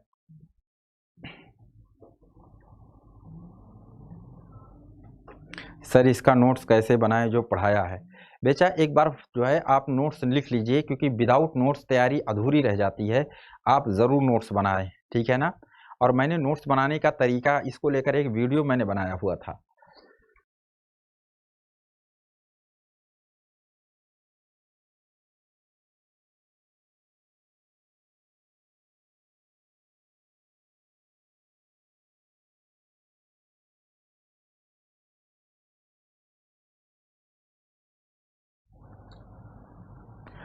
ठीक है, तो ये सारी चीज़ें हैं, ओके।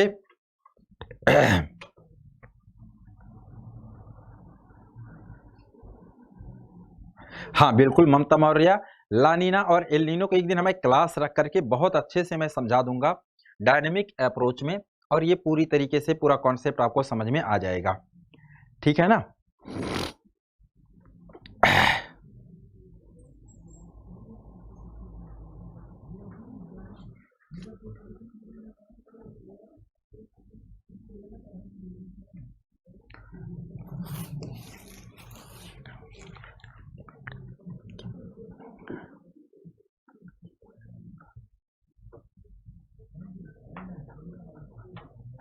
देखा जाएगा, जैसा भी होगा बताया जाएगा। ज्योग्राफी ऑप्शनल को लेकर के अभी हमारा जो है संडे का जो इवेंट्स है वो हो जाएगा, उसके बाद इस पर हम लोग बात कर लेंगे। हाँ बिल्कुल, अर्बन कुणाल बेसिक से एकदम शुरू किया जाएगा। आपके बहुत सारी चीज़ें हैं जिसके बारे में हम आपको संडे को बताएंगे, और बहुत सारी चीज़ें हैं जो वहाँ पर आपको बताई जाएंगी। आपके जो भी क्वेरीज हैं, आपके जो भी डाउट्स हैं वो सब क्लियर हो जाएंगे। ऐसी कोई चीज़ नहीं है जो आपकी ज़रूरत है और उसको वहाँ पर सेटिस्फाइड नहीं होंगे। जो भी चीज़ें आएंगी, जो भी चीज़ें लाई जाएंगी, उसमें पूरी तरीके से आप सेटिस्फाइड होंगे। ये मेरी आपसे पूरा उम्मीद है, आशा है, और मेरी ये आपके लिए पूरी कोशिश भी होंगी। दीपचंद यादव, बिल्कुल इस आपकी बात को कंसीडर किया जाएगा, ध्यान दिया जाएगा, ठीक है ना।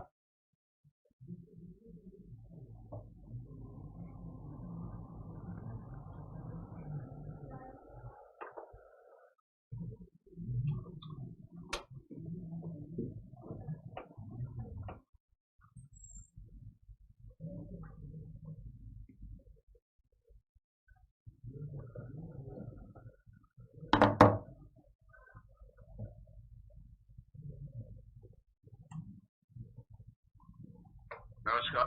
हमारा देश और पूरा विश्व आज कोविड-19 की चुनौती का सामना कर रहा है। Hello.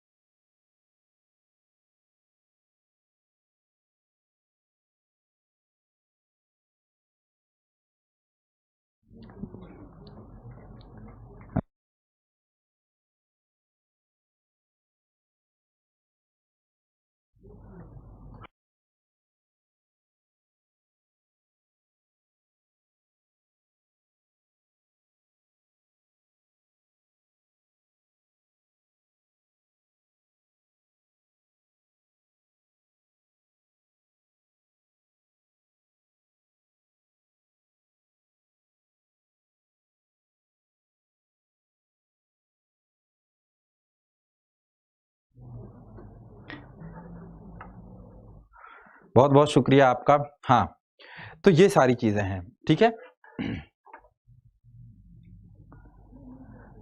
Sir I am Bhavna Kashyap. Sir मैं बीए में कौन से सब्जेक्ट जो मुझे यूपीएससी में हेल्प कर सके? बच्चा, जो आपका जनरल सब्जेक्ट है, जैसे ज्योग्राफी है, हिस्ट्री है, पॉलिटी है, सोशियोलॉजी है, लिटरेचर का हिंदी है, इनमें से जो आपको लगे कि जिसमें आप कंफर्ट हैं, इनमें से आप ले लीजिए। जैसे जनरली आपका हिस्ट्री है, ज्योग्राफी है, इकोनॉमी है, पॉलिटी है, ये सब सब्जेक्ट आपके जीएस में भी हैं। इन सब में से आप ले सकती हैं, वो आपके जीएस में भी काम आएंगे, ऑप्शनल में भी आपके काफ़ी हेल्पफुल होते हैं। तो ये सब्जेक्ट आप वहाँ पर क्या कर सकती हैं, चूज कर सकती हैं।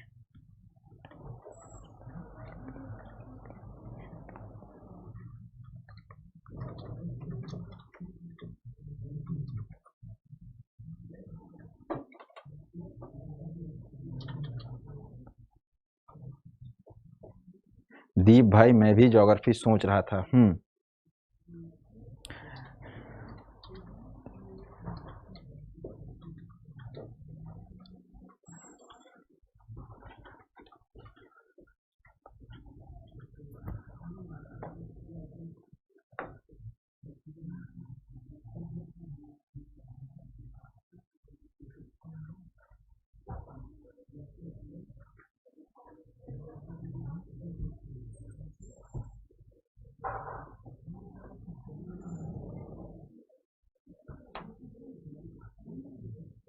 नहीं नहीं, बिल्कुल भी। आयुष भारद्वाज सॉरी, है ना। केमिस्ट्री बहुत रेलिवेंट नहीं होगा, क्योंकि साइंस के सब्जेक्ट में जो है मार्क्स जो है वो अच्छा नहीं आ पाता है। सर बीएसएफ के बारे में बताए, उसके बारे में आप कब बताएंगे? अच्छा, बीएसएफ के बारे में मैं क्या बताऊंगा बच्चा?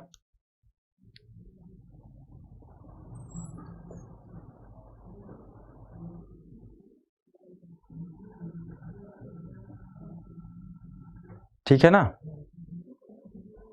तो ये सारी चीजें कुछ अगर आपका है तो बता दो, और किसी के कोई क्वेरीज हैं, कोई क्वेश्चन है तो पूछ लीजिए आप।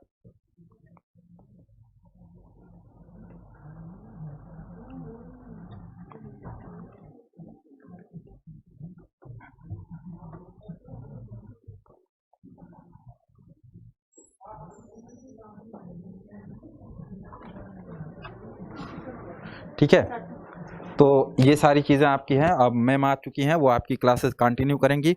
बहुत बहुत शुक्रिया आप लोगों का।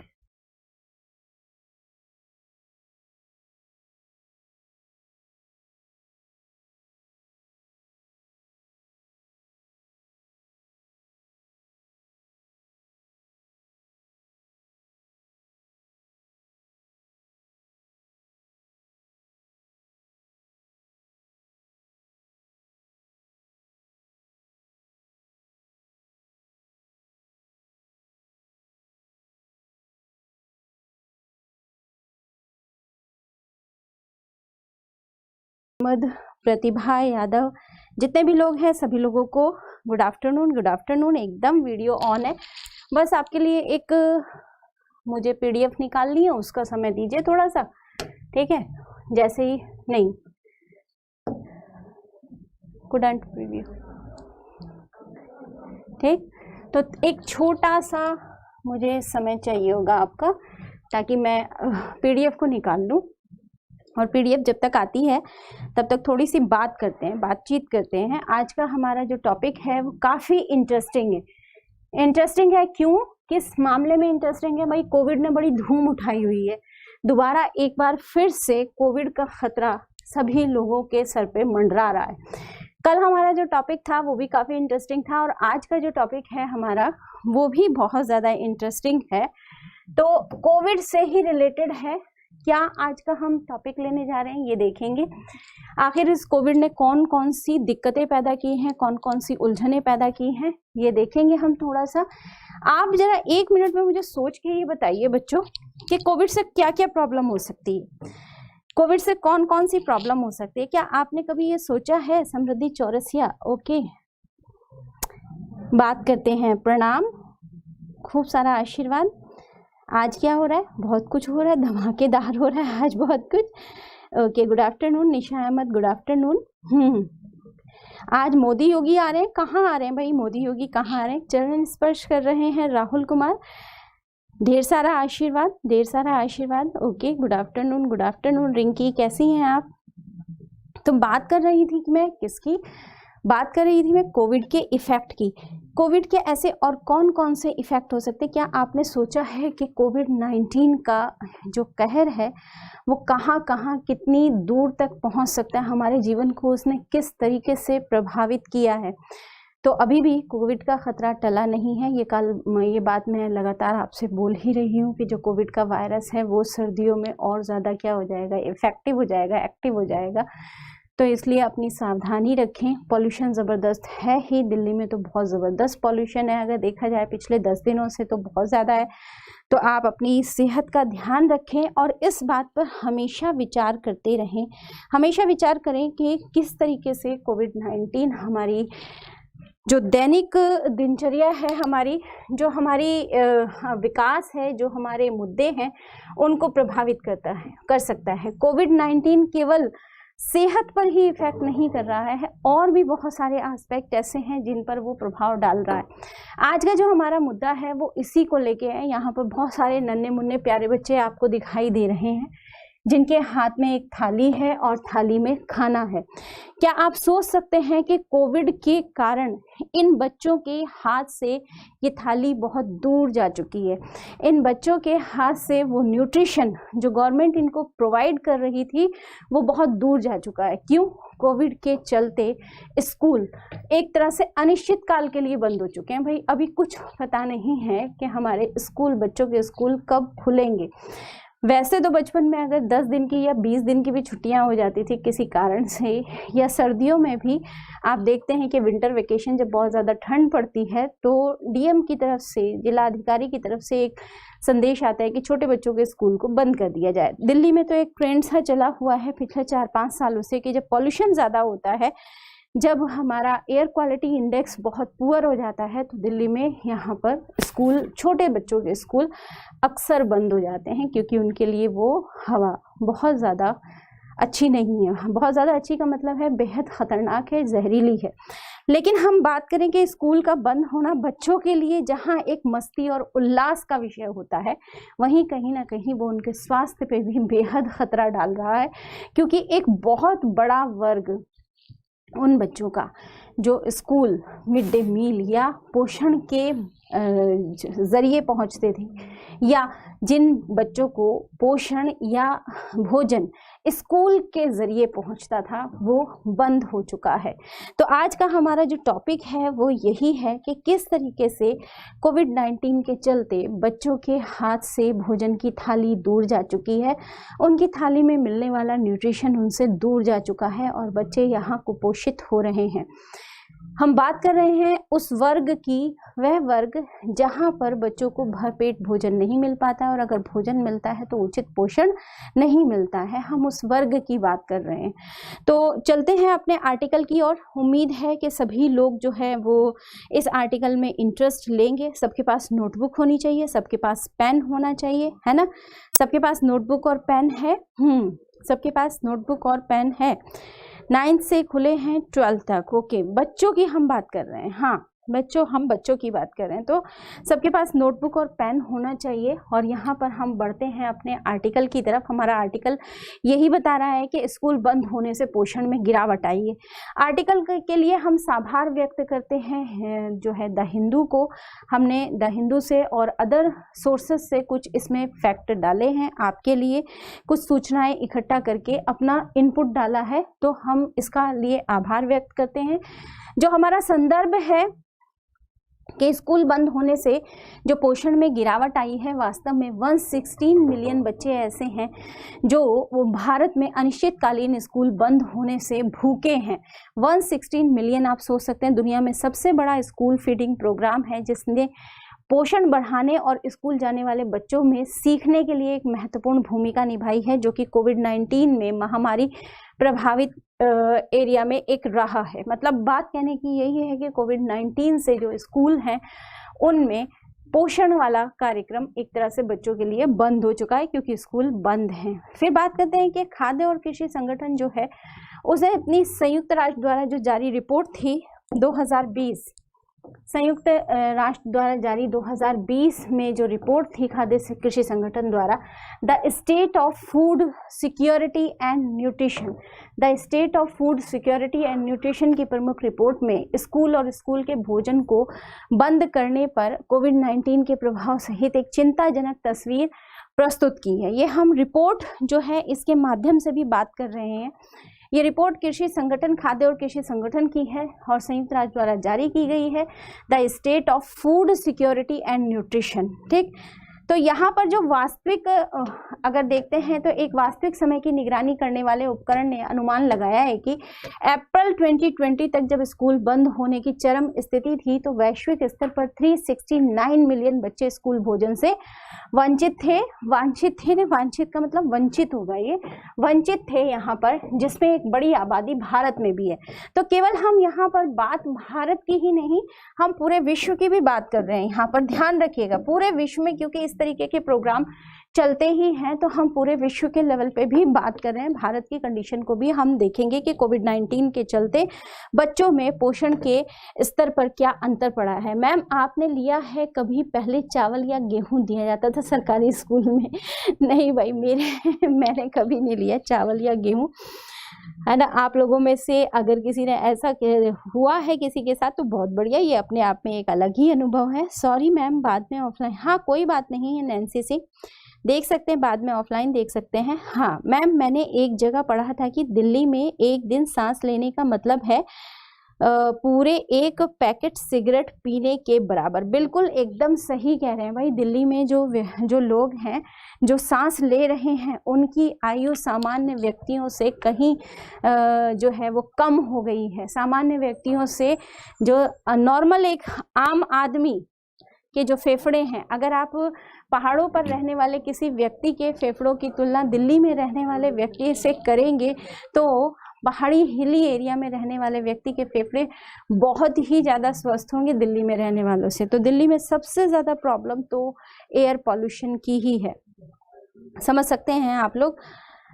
मैम, खूब बच्चों ने खाया है, अच्छा नहीं मिलता है मैम, ओके चलिए, ये मुद्दा अलग है कि नहीं मिलता है या मिलता है या खूब खाया है या नहीं खाया है, लेकिन यहाँ पर जो हम बात कर रहे हैं वो बात हम ये कर रहे हैं कि भाई बच्चों में कहीं ना कहीं कोविड-19 के चलते पोषण में कमी आई है। हाल ही में 2020 के लिए ग्लोबल हंगर इंडेक्स रिपोर्ट में भारत को 107 में से 94 देशों में और गंभीर श्रेणी में शामिल किया गया।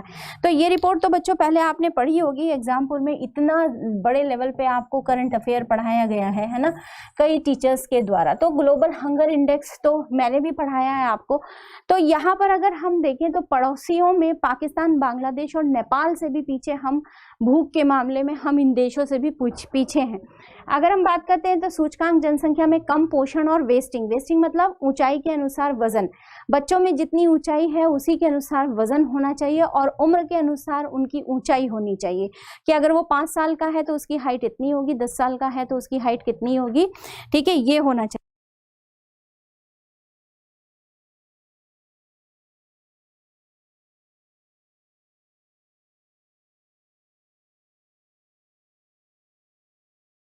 ठीक है, तो स्टार्टिंग की बात की जाए तो पिछले 5 साल से कम उम्र के बच्चों में मृत्यु दर का ये संकेतक है। देखिए बच्चों, एक बात याद रखिए हमेशा अच्छे से, जो बच्चे होते हैं वो हमारा भविष्य है, वो हमारे देश का भविष्य है, वो आने वाले नागरिक हैं। बच्चों का जो विकास है वो विकास देखा जाता है उनकी क्या उम्र है, उम्र के अनुसार उनका वजन क्या है, उनकी हाइट क्या है, उम्र के अनुसार उनकी जो वृद्धि हो रही है वो कितनी हो रही है। क्योंकि जो बच्चा होता है वो एक तरह से बिल्कुल क्या है, गीली मिट्टी की तरीके से धीरे धीरे वो बन रहा है। कभी भी कोई भी व्यक्ति है वो माँ के गर्भ से पूरा हष्ट पुष्ट होके पैदा नहीं होता है, वो तो शरीर मिल गया है उसको। अब वो जो शरीर मिला है उसे क्या करना है,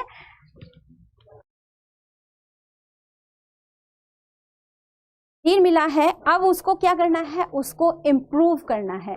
तो जितना न्यूट्रिशन मिलेगा, अब हम अगर बात करें, इसको बहुत ध्यान से समझने की कोशिश करिए, ये बहुत ही इम्पॉर्टेंट है ना, बहुत ही इम्पॉर्टेंट है और बहुत ही इंटरेस्टिंग भी है। मैम आज पहली बार आपकी ऑनलाइन क्लास लेने का मौका मिला है। आयुष भारद्वाज, बहुत बहुत स्वागत है आयुष भारद्वाज आपका। मैम जी 500 क्या लिखा है, 500 रुपये वजीफा मिलता है। तो आयुष आपका बहुत बहुत स्वागत है, पहली बार क्लास की है तो लाइक शेयर सब्सक्राइब कर दीजिएगा। और ध्यान से समझिए, जब हम ग्लोबल हंगर इंडेक्स की बात करते हैं या जब हम बच्चों के कुपोषण या पोषण की बात करते हैं तो ये हमारे लिए बेहद इम्पॉर्टेंट होता है। क्यों इम्पॉर्टेंट होता है? क्योंकि ये जो हमारा पूरा का पूरा शरीर है, इसके जो ऑर्गन्स हैं वो किससे मिलके बने हुए हैं? वो बनते हैं बहुत सारे मिनरल्स से। वो मिनरल्स हमें किस में मिलेंगे? वो मिनरल्स हमें मिलेंगे हरी सब्जियों में, फलों में, दूध में और अनाज में मिलेंगे। तो बेहद ज़रूरी होता है, क्योंकि बच्चे का शरीर बन रहा है, उसकी हड्डियां विकसित हो रही हैं, उसके ऑर्गन्स डेवलप हो रहे हैं, बढ़ रहे हैं। क्योंकि जब ऑर्गन्स बढ़ेंगे तो बढ़ने के लिए उन्हें बहुत सारे मिनरल्स की, पोषक पदार्थों की आवश्यकता होगी। अगर बढ़ते हुए बच्चों को ये पोषक पदार्थ नहीं मिलेंगे तो उनके ऑर्गन्स प्रॉपर डेवलप नहीं होंगे, उनका ब्रेन जो है वो प्रॉपर डेवलप नहीं होगा। आपको पता है कि 2 से 4 साल तक के बच्चे का ब्रेन पूरी तरीके से डेवलप हो जाता है, 5 साल तक ब्रेन पूरी तरीके से डेवलप हो जाता है। 1 साल के बाद जब बच्चा अन्नप्राशन हो गया और उसने अनाज खाना शुरू कर दिया, अब उसका जो पोषण है, पोषण तो शुरू हो जाता है वहीं से जहां से वो जायगोट बना था, माँ के गर्भ से। मतलब माँ कैसा भोजन कर रही है, वो भोजन बच्चे को क्या पहुंच रहा है क्या नहीं, इससे पूरा का पूरा बच्चे का भविष्य निर्धारित होता है। ये बात बहुत अपने आप में मतलब एक बात समझने वाली है कि जब माँ के गर्भ में ही बच्चा आ गया तभी उसको कैसा पोषण मिल रहा है, इस पर डिपेंड करता है कि उसका आने वाला जीवन, उसका भविष्य कैसा होगा, उसका स्वास्थ्य कैसा होगा।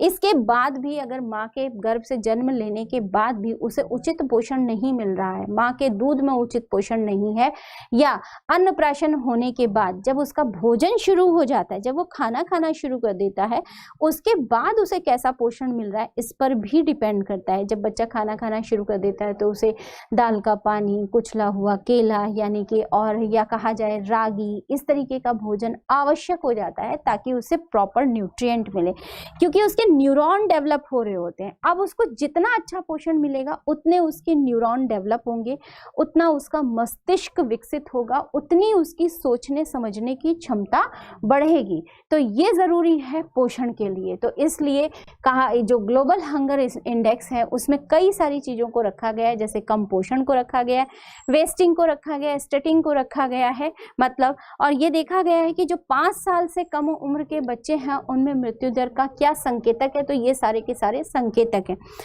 बच्चे की मृत्यु क्यों हो रही है? क्योंकि उसकी जितनी हाइट है उतना उसका वजन नहीं है, जितनी उसकी उम्र है उतनी उसकी हाइट नहीं है, उसका पोषण नहीं है, तो ऑर्गन फेल्योर हो जाएंगे। थोड़ा सा भी इन्फेक्शन हुआ उसको और उसके इन्फेक्शन से उसका ऑर्गन काम करना बंद कर देगा, सिंपल सी बात है।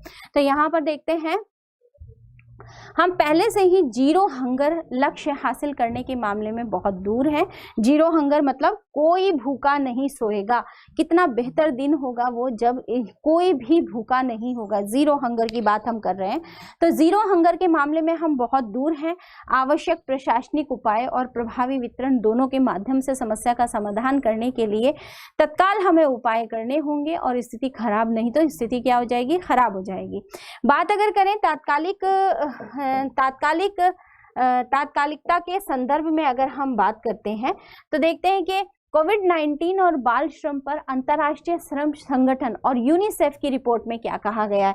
बच्चों, जब भी हम बात करें किसकी, जब भी हम बात करें बाल श्रम की, जब भी हम बात करें किसकी, जब भी हम बात करें बच्चों की, तो हमें ये एक मुद्दा, आपने देखा होगा, सभी लोग, जितने भी लोग यहाँ पर हैं सहमति जताएंगे अगर आपने देखा है तो, छोटे छोटे बच्चों को आपने देखा होगा मजदूरी करते हुए, छोटे छोटे बच्चों को आपने देखा होगा चाय के ठेले पे सब्जी बेचते हुए, लोहे वाली दुकान पर इधर से उधर उठा के सामान रख रहे हैं, आपने छोटे छोटे बच्चों को देखा होगा, है ना।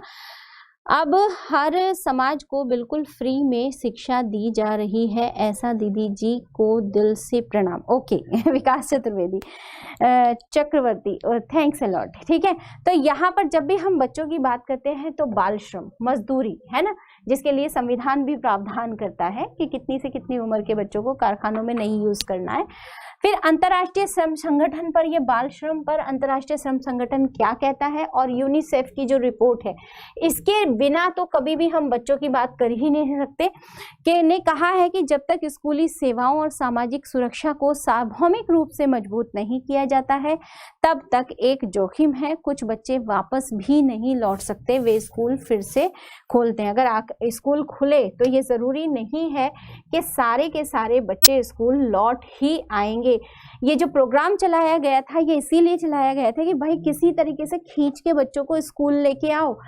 हमारे देश में तो, अगर अपने देश की बात करूं तो अपने देश में तो 5-6 बच्चे होते हैं। मैंने अक्सर लोगों के मुंह से सुना है, लोग साफ कहते हैं कि जितने बच्चे होंगे उतना काम होगा, है ना, हर बच्चा अपना काम करेगा तो घर आसानी से चलेगा। तो बच्चे काम पर जाते हैं इसलिए कि वो कुछ पैसा लेके आते हैं। इवन एक जूस की दुकान पे ही बच्चे को छोड़ दिया जाता है, चलो कोई बात नहीं, सुबह से शाम तक रहेगा, 100 रुपए तो लेके आएगा। इस तरीके की सोच होती है पेरेंट्स की। क्यों ना हो पेरेंट्स की सोच, क्योंकि गरीबी इतनी ज़्यादा है कि पेरेंट्स कहाँ से बच्चों का पूरा करें। तो ये भी तो एक बात है ना। तो वो पेरेंट्स अपने बच्चों को जो काम पर छोड़ते हैं, वो बहुत मुश्किल से, ये प्रोग्राम एक ऐसा था जिसने वापस बच्चों को खींचा था स्कूल की तरफ। अब बात ये कही जा रही है कि ज़रूरी नहीं है कि बच्चे वापस स्कूल आ पाएंगे, है ना, ये बहुत ज़रूरी नहीं है। यहाँ पर मध्याह्न भोजन कार्यक्रम, मिड डे मील प्रोग्राम, जो कि अपनी तरह का एक अनूठा प्रोग्राम है और इतनी बड़ी योजना है विश्व में, है ना, तो ये अपनी तरह का एक अलग ही प्रोग्राम है, बहुत ही क्रांतिकारी प्रोग्राम है। भारत की बात करते हैं, अगर हम भारत की बात करें तो भारत में जो भोजन कार्यक्रम है उसके अनुसार भारत में मिड डे मील में 450 किलो कैलोरी ऊर्जा, ध्यान से देखिएगा और इसे नोट करते रहिएगा, ये बहुत इंटरेस्टिंग है, ठीक है, बहुत ही अच्छा है। मिड डे मील में 450 किलो कैलोरी ऊर्जा, बच्चों ध्यान रखिएगा, ठीक है। और न्यूनतम 12 ग्राम प्रोटीन, हर बढ़ते बच्चे को प्रोटीन की आवश्यकता होती है। क्यों होती है? क्योंकि उसकी मसल्स बन रही होती हैं और हमारा शरीर जो है वो प्रोटीन का ही बनता है, तो जिसकी मसल्स बन रही होती हैं, तो 12 ग्राम प्रोटीन और 450 किलो कैलोरी जो है वो ऊर्जा शामिल होनी चाहिए।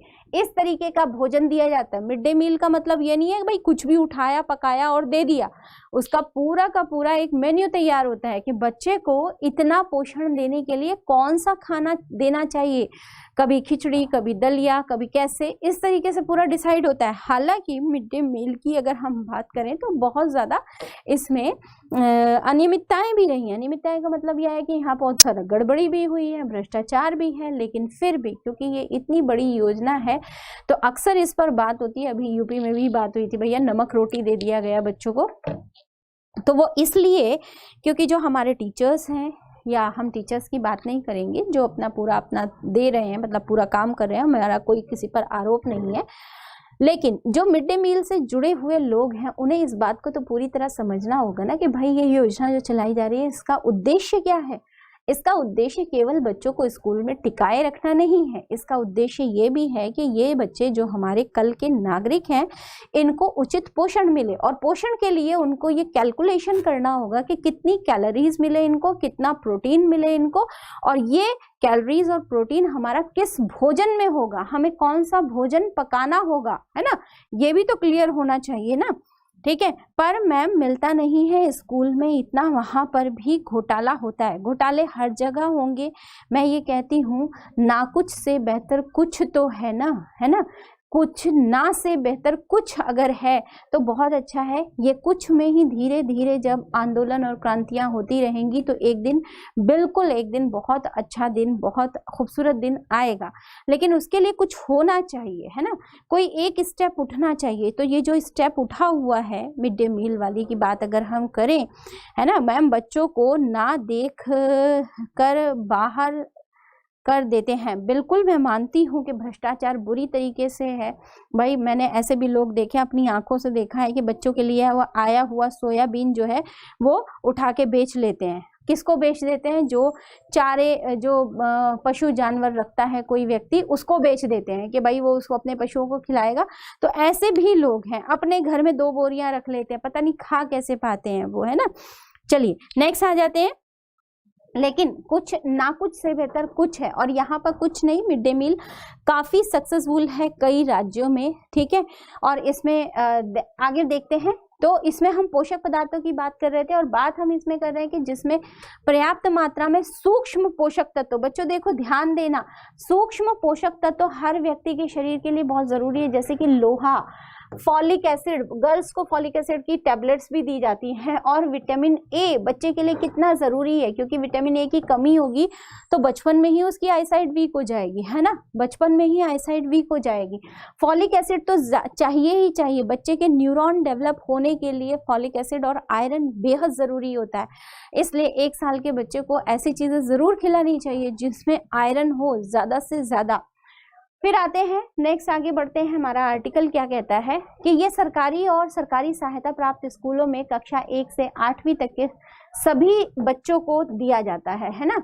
सभी बच्चों के साथ बच्चों के पोषण की संबंधी आवश्यकताओं का लगभग 1/3 है, ठीक। जबकि कई शोध और रिपोर्ट यहाँ तक है कि MDMS के संयुक्त समीक्षा मिशन 2015-16 ने ये उल्लेख किया है कि कई बच्चे खाली पेट स्कूल पहुंचते हैं, जिससे स्कूल का मध्याह्न भोजन बच्चों के लिए पोषण का एक बड़ा स्रोत बन जाता है, विशेषकर कमजोर समुदाय के लोग। यहाँ पर ये बात ध्यान देने योग्य है, क्योंकि ये शोध की गई रिपोर्ट है कि भाई बहुत सारे जो अगर कहा जाए मिड डे मील की जो संयुक्त समीक्षा मिशन है, उसमें बहुत सारे शोध हैं जो ये बताते हैं कि ऐसा नहीं है भाई मिड डे मील मिल रहा है इसलिए कुछ घर से जो बहुत कमज़ोर समुदाय, अब जैसे माँ बाप मजदूरी करते हैं और बच्चा स्कूल जा रहा है, तो बच्चा स्कूल जा रहा है तो क्या किया जाएगा?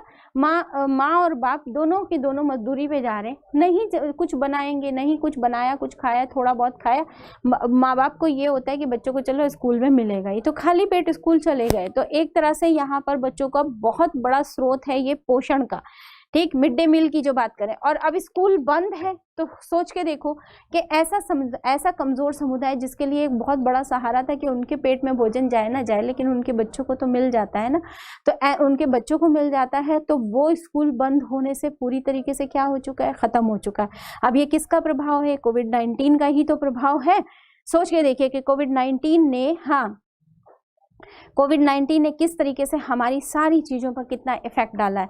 क्या हम इतनी चीज़ें, इतनी बातें हम सोच पा रहे हैं? हम तो केवल अपने लिए सोच पाते हैं कि भाई कोविड-19 की वजह से मेरा काम ठप हो गया, मेरा बिजनेस ठप हो गया, कोविड-19 की वजह से जो मेरा बिजनेस इतना अच्छा चल रहा था या मेरी नौकरी जो चल रही थी अच्छी, अब मुझे घर से काम करना पड़ रहा है, मैं बहुत परेशान हूँ।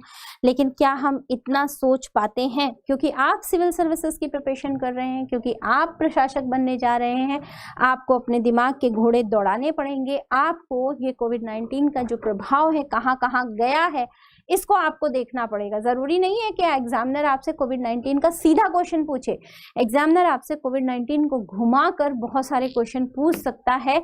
इसलिए उसके सामाजिक, आर्थिक, सांस्कृतिक जितने भी प्रभाव हैं कोविड-19 के, उन पर दिमागी घोड़े दौड़ाते रहिए, अपने विचार बुनते रहिए, और जो अपनी आंसर राइटिंग होगी उसमें उसको डालते रहिए। तो ऐसे से लेके इथिक्स तक आपका ये बेहद इंपॉर्टेंट टॉपिक है। समझ में आ रहा है सभी लोगों को? जितने भी लोग यहाँ पर हैं, अवनीश यादव, नीलम गुड इवनिंग, प्रमोद कश्यप, मेरी आईसाइट भी वीक है, विटामिन ए खाइए खूब अच्छे तरीके से, पपीता रोज खाइए, आंवला रोज खाइए, है ना। फिर कार्तिक सिंह है यहाँ पर, गुड इवनिंग कर रहे हैं। किसको गुड इवनिंग कर रहे हैं? ओके। माधुरी गुड इवनिंग। ममता मौर्य है, और हाँ, बहुत लोगों की जॉब गई है, उनकी फैमिली पर भी पूरा, हाँ बिल्कुल बहुत बुरा असर आया है। ये वक्त बहुत अच्छा वक्त नहीं है, मैं ये कहूँगी। तो बच्चों, हम सबको एक दूसरे के साथ बने रहना चाहिए, एक दूसरे के बारे में सोचना चाहिए। और मैं बिल्कुल यही बात कहूँगी कि अगर भोजन की यहाँ बात चल रही है तो एक छोटा सा मुद्दा उठाती हूँ, बहुत छोटा सा। आप जरा अपने सराउंडिंग्स में, अपने आसपास, है ना, अपने सराउंडिंग्स में और अपने आसपास आज से ही 3 दिन तक लगातार, ये नोटिस करिए कि कितना खाना ऐसा है, कितना भोजन ऐसा है जो वेस्ट जा रहा है। आपके घर में भी पता चला है रात की सब्जी रखी हुई होगी, मॉर्निंग में खराब हो गई, ठीक है, पता चला खाना ज़्यादा बन गया, शादी हुई, कोई समारोह हुआ, वहाँ पर खाना बहुत ज़्यादा बन गया, पता चला वो वेस्ट चला गया, खराब हो गया। अब क्या ये चीज़ इफ़ेक्ट नहीं डालती? क्या हम सब पर इफेक्ट नहीं डालती? ये अन्न की उपलब्धता को कमी करती है कि नहीं करती है? हम कहते हैं हमारे पास तो पैसा है, हमारे पैसे से खरीदा हुआ था। पैसे से तो खरीदा हुआ था, लेकिन उपजाया गया था धरती में, और धरती की एक सीमा थी, उसने अपनी सीमा तक इसको उपजाया था। अगर आपने उसको अपने पैसे से ना खरीदा होता तो वो कहीं ना कहीं या तो सरकार के द्वारा या किसी और व्यक्ति के द्वारा किसी और व्यक्ति के पास चला गया होता है ना। बिल्कुल इस बात को एकदम कंसीडर करना और दिमाग में रखना है, और अपने आसपास देखते रहिए, बुनते रहिए जब अपने विचारों को, और इनपुट डालते रहिए अपने। जो आर्टिकल आपको यहाँ से मिलता है उसमें, ज़रूरी नहीं है कि मैंने जो आर्टिकल ये आपको दे दिया इसमें आप अपने कोई इनपुट्स नहीं डाल सकते, आप इसमें इनपुट्स डाल सकते हैं।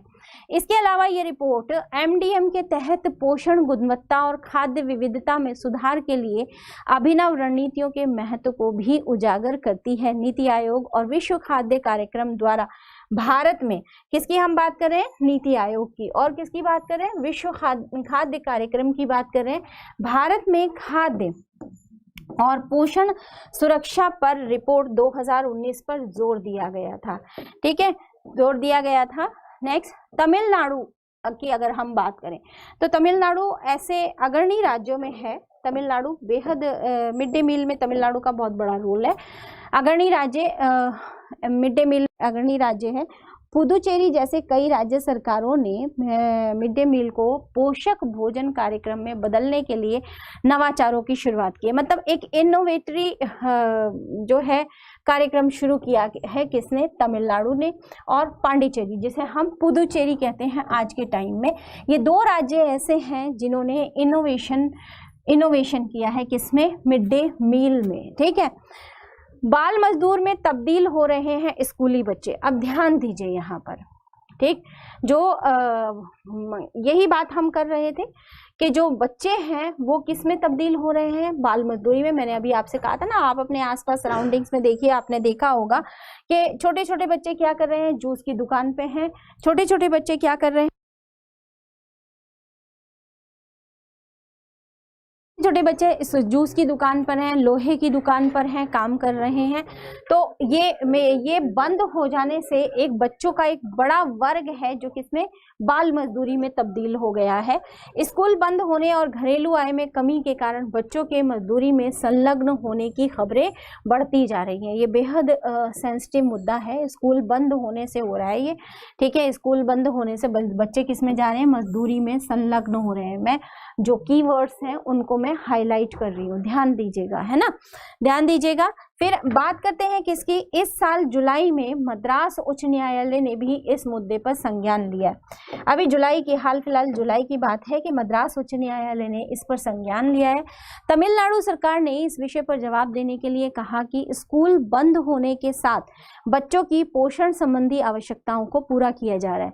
तमिलनाडु सरकार ने ये बात कही है भाई कि हम स्कूल बंद भले ही हो गए हों, यहाँ पर स्कूल बंद भले ही हो गए हों, लेकिन हम फिर भी बच्चों को क्या कर रहे हैं?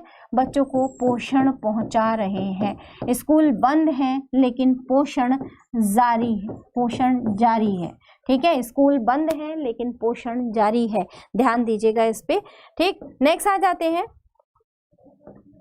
आवश्यकताओं को पूरा किया जा रहा है। जबकि कई राज्य सरकारें की, अलग दूसरी राज्य सरकारों की अगर हम बात करें तो कई राज्य सरकारें ऐसी हैं जिन्होंने अब स्कूली भोजन के बदले राशन की व्यवस्था शुरू की है। पहले स्कूल में भोजन दिया जा रहा था। देखो कोविड के चलते क्या चेंज आया है, ठीक है, कोविड के चलते क्या चेंज आया, इस चेंज को दिमाग में बैठा के रखना कि पहले क्या दिया जा रहा था? पका हुआ भोजन दिया जा रहा था। सभी लोग, जितने भी लोग यहाँ हैं, हमें भी वो लाइए प्लीज। हमें लगता है कि क्या बोल रहे हैं कार्तिक सिंह, मुझे समझ में नहीं आया, है ना। शादी बारात तो 50 लोगों का भोजन, बिल्कुल एकदम।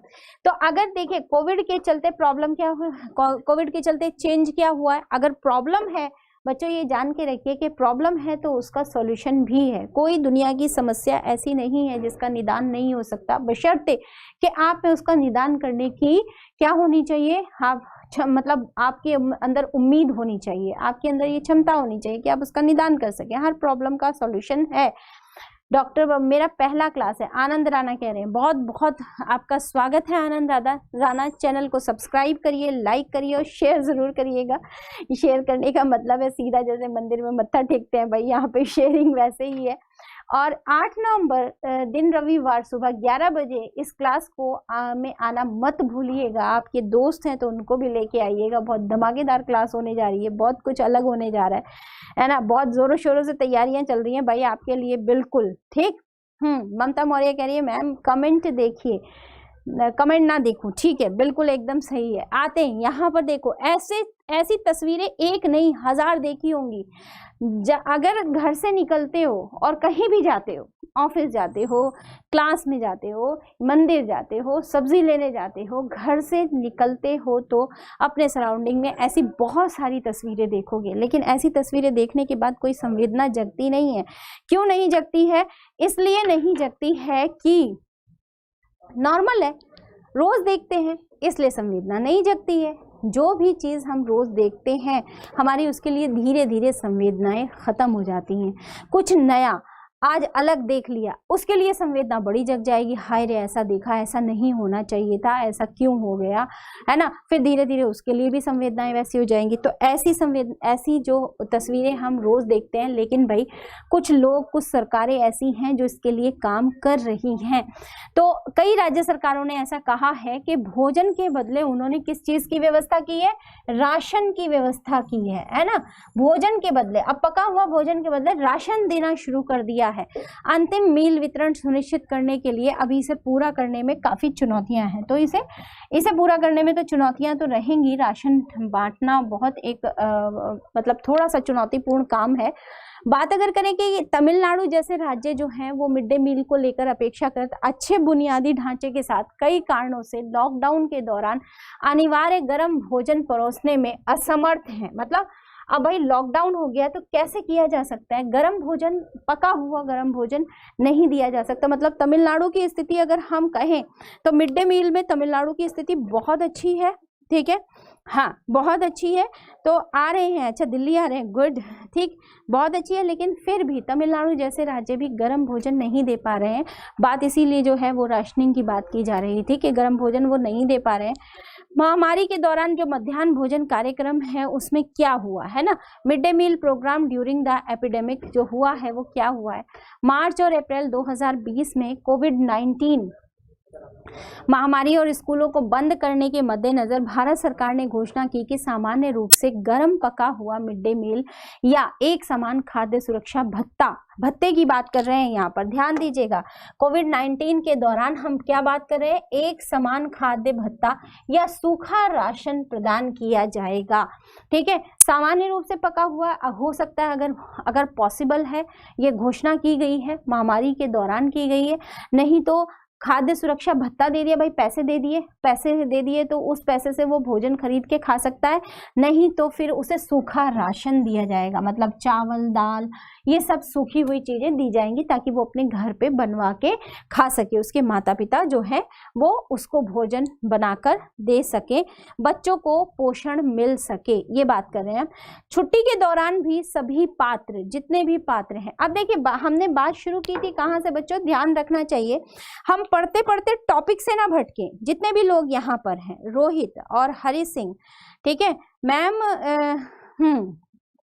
पूरा दिन चलती है क्लास तो, ठीक है बच्चों, पूरा दिन चलती है। जितने भी समृद्धि हैं, नीलम है, आनंद हैं, जितने भी लोग यहाँ पर हैं वो एक बात याद रखें, जो मुझे दिखाई दे रहे हैं उनका नाम ले लिया, जो नहीं दिखाई दे रहे हैं उनको मैं बार बार कह रही हूँ, पढ़ते पढ़ते टॉपिक से भटकना नहीं है। हमने टॉपिक की शुरुआत की थी कि कोविड-19 के चलते बच्चों के से भोजन की थाली और पोषण जो है वो बहुत दूर चला गया है। क्यों दूर चला गया है? क्योंकि स्कूल में उनको ये चीज़ अवेलेबल कराई जा रही थी। तो हमने यहाँ पे देखा भी कि स्कूल में कैसे अवेलेबल कराई जा रही थी, कितने मिलियन बच्चे हैं ऐसे जो भूखे हैं, क्या रिपोर्ट बोलती है स्कूलों में मिड डे मील को लेकर, ये सारी चीज़ें हमने देखी। अब क्योंकि कोविड-19 के चलते बच्चों से जो पोषण दूर गया, तो सरकारें उसके लिए प्रयास कर रही है ना, तो हम उसको भी देख रहे हैं कि सरकारें वो क्या प्रयास कर रही हैं। तो वो प्रयास में ही आपको मैंने बताया कि भारत सरकार ने जो है वो ये घोषणा की है कि भत्ता या सूखा राशन दिया जाए, है ना, कोविड-19 के चलते। यहाँ पर बात करेंगे, जल्दी से बात पूरी करेंगे क्योंकि थोड़ा सा लेट हुई थी क्लास, तो टाइम भी हमारे पास कम है। इस फैसले के करीब 3 महीने बाद भी राज्य इसे लागू करने के लिए संघर्ष कर रहे हैं। बिल्कुल संघर्ष कर ही रहे हैं क्योंकि चुनौतीपूर्ण तो है ही। भारतीय खाद्य निगम की अगर हम बात करें, FCI की, तो ये अनाज बुलेटिन के अनुसार अप्रैल मई के दौरान जो है FCI ने मिड डे मील के तहत अनाजों का उठाव किया। मतलब इसी MDMS के थ्रू जो है अनाज का उठाव किया। मतलब भारतीय खाद्य निगम ने स्पेशली इसी के लिए अनाज को उठाया है। कितना अनाज है? 221.312 टन या 22%, इससे थोड़ा सा मतलब। और अप्रैल में कितना था ये? अप्रैल में 281 पॉइंट जो आगे है 1000 टन था, ठीक है, जो इससे थोड़ा सा कम था। तो भारत सरकार के प्रावधान, मतलब भारत सरकार की कोशिशें क्या हैं ताकि बच्चों को उचित पोषण मिल सके। तो कोशिशों में हमने देख लिया घोषणा क्या की गई है, भारतीय खाद्य निगम क्या कर रहा है, और कुछ जो राज्य हैं उनमें अनाज की कमी भी दर्ज कराई गई। बिहार जैसा जो राज्य है उसमें पहले क्या था? पहले अनाज 2019 में 44 कुछ था, और उसके बाद अगर देखें तो उसके बाद कोई उतार चढ़ाव ऐसा कुछ खास देखा नहीं गया है ना। ये एक डेटा है जो हमें बताता है कि राज्य सरकारों के पास कितना अनाज है, कितना उठाया, कितना मिड डे मील में दिया। डेटा और मीडिया रिपोर्ट से ये पता चलता है कि स्कूल के भोजन के बदले सूखे राशन वितरण जो है वो अनियमित है। इस डेटा से हम ये कह सकते हैं कि जब बच्चा स्कूल में जाता था तो खाना बनता था और वो खाता था, लेकिन ये जो सूखा राशन दिया जा रहा है इसमें बहुत सारी इर्रेगुलरिटी है। हम इसके माध्यम से बच्चे को उचित पोषण नहीं दे पा रहे। बात समझ रहे हो कि नहीं समझ रहे हो? जब बच्चा स्कूल जा रहा था, खाना मिल रहा था उसको, तब वो भूखे पेट होता था, उसे भोजन मिल जाता था, ठीक है, पोषण मिल जाता था, पेट भर जाता था। लेकिन यहाँ पर सूखा राशन देने पर अनियमितताएं हैं, उतना रेगुलरिटी नहीं है, कुछ इर्रेगुलरिटीज हैं सूखा राशन देने की बात जब हम करते हैं, क्योंकि हम अपने डेटा से ये पता कर रहे हैं ना कि भाई पहले कितना राशन उठाया, बाद में कितना राशन उठाया, तो साफ पता चल जाएगा। पहले इतना राशन उठाया, बाद में राज्य ने इतना राशन उठाया, इसका मतलब ये कम था, इसका मतलब यहाँ पर पूरा भोजन नहीं दिया जा रहा है। विशेषज्ञ क्या कहते हैं? विशेषज्ञ ये कहते हैं कि स्थानीय फीडर किसानों की स्कूल फीडिंग में भागीदारी का सुझाव देते हैं। भाई जो स्थानीय रूप में लोग हैं उनका सुझाव है। और यहाँ पर जैसे कि बसंत कुमार, इन्होंने कई पोषण पहलों में पहले ये शामिल रहे हैं। बसंत कुमार इन्होंने कहा है कि एक आजीविका मॉडल का ये सुझाव देते हैं। स्थानीय छोटे किसान जो हैं अनाज, सब्जी मंडी, अंडों की जो आपूर्ति करते हैं उनको मिड डे मील से जोड़ दिया जाए। और ये बहुत अच्छी प्लानिंग रहेगी क्योंकि स्थानीय स्तर के लोग जुड़ जाएंगे, ठीक है, और इनको रोजगार भी मिलेगा। आप सोच के देखिए, है ना, जबकि प्रोटीन और छिपी हुई भूख की जरूरत को पूरा करने के लिए जो उत्पादन है, ठीक है, उसकी बात करते हैं, उसमें ये विविधता ला सकता है। भाई अंडे हैं, सब्जी है, ये बच्चों को आपूर्ति कराई जाए, है ना, और इससे ग्रामीण आजीविका को भी बदला जा सकता है क्योंकि इन लोगों को भी रोजगार मिल जाएगा। जो अर्थव्यवस्था में अति मानवीय पोषण है, मतलब पोषण पे जो आत्मनिर्भरता है, उस एजेंडे को भी पूरा किया जा सकता है। तो यहाँ पर जो बसंत कुमार हैं वो ये बात कह रहे हैं कि ये जो बच्चों को मिड डे मील दिया जा रहा था, इसमें जो है स्थानीय किसानों को, स्थानीय लोगों को जोड़ दिया जाए जो सब्जी या अंडे की पूर्ति करा सकते हैं, है ना। तो यहाँ पर जल्दी से फटाफट देखते हैं जो कोविड-19, भाई ये बच्चे दिखाई दे रहे हैं बैठे हुए हैं आपको। कोविड-19 संकट ने ऐसे मॉडल की, ऐसे श्रृंखलाओं की आवश्यकताओं में जोर ला दिया है। मतलब हमें ये कहा है कि हम ऐसी आवश्यकताओं पर ध्यान दें। ये मध्याह्न भोजन के तहत हम बच्चों को ताजी सब्जियां प्रदान करें, है ना।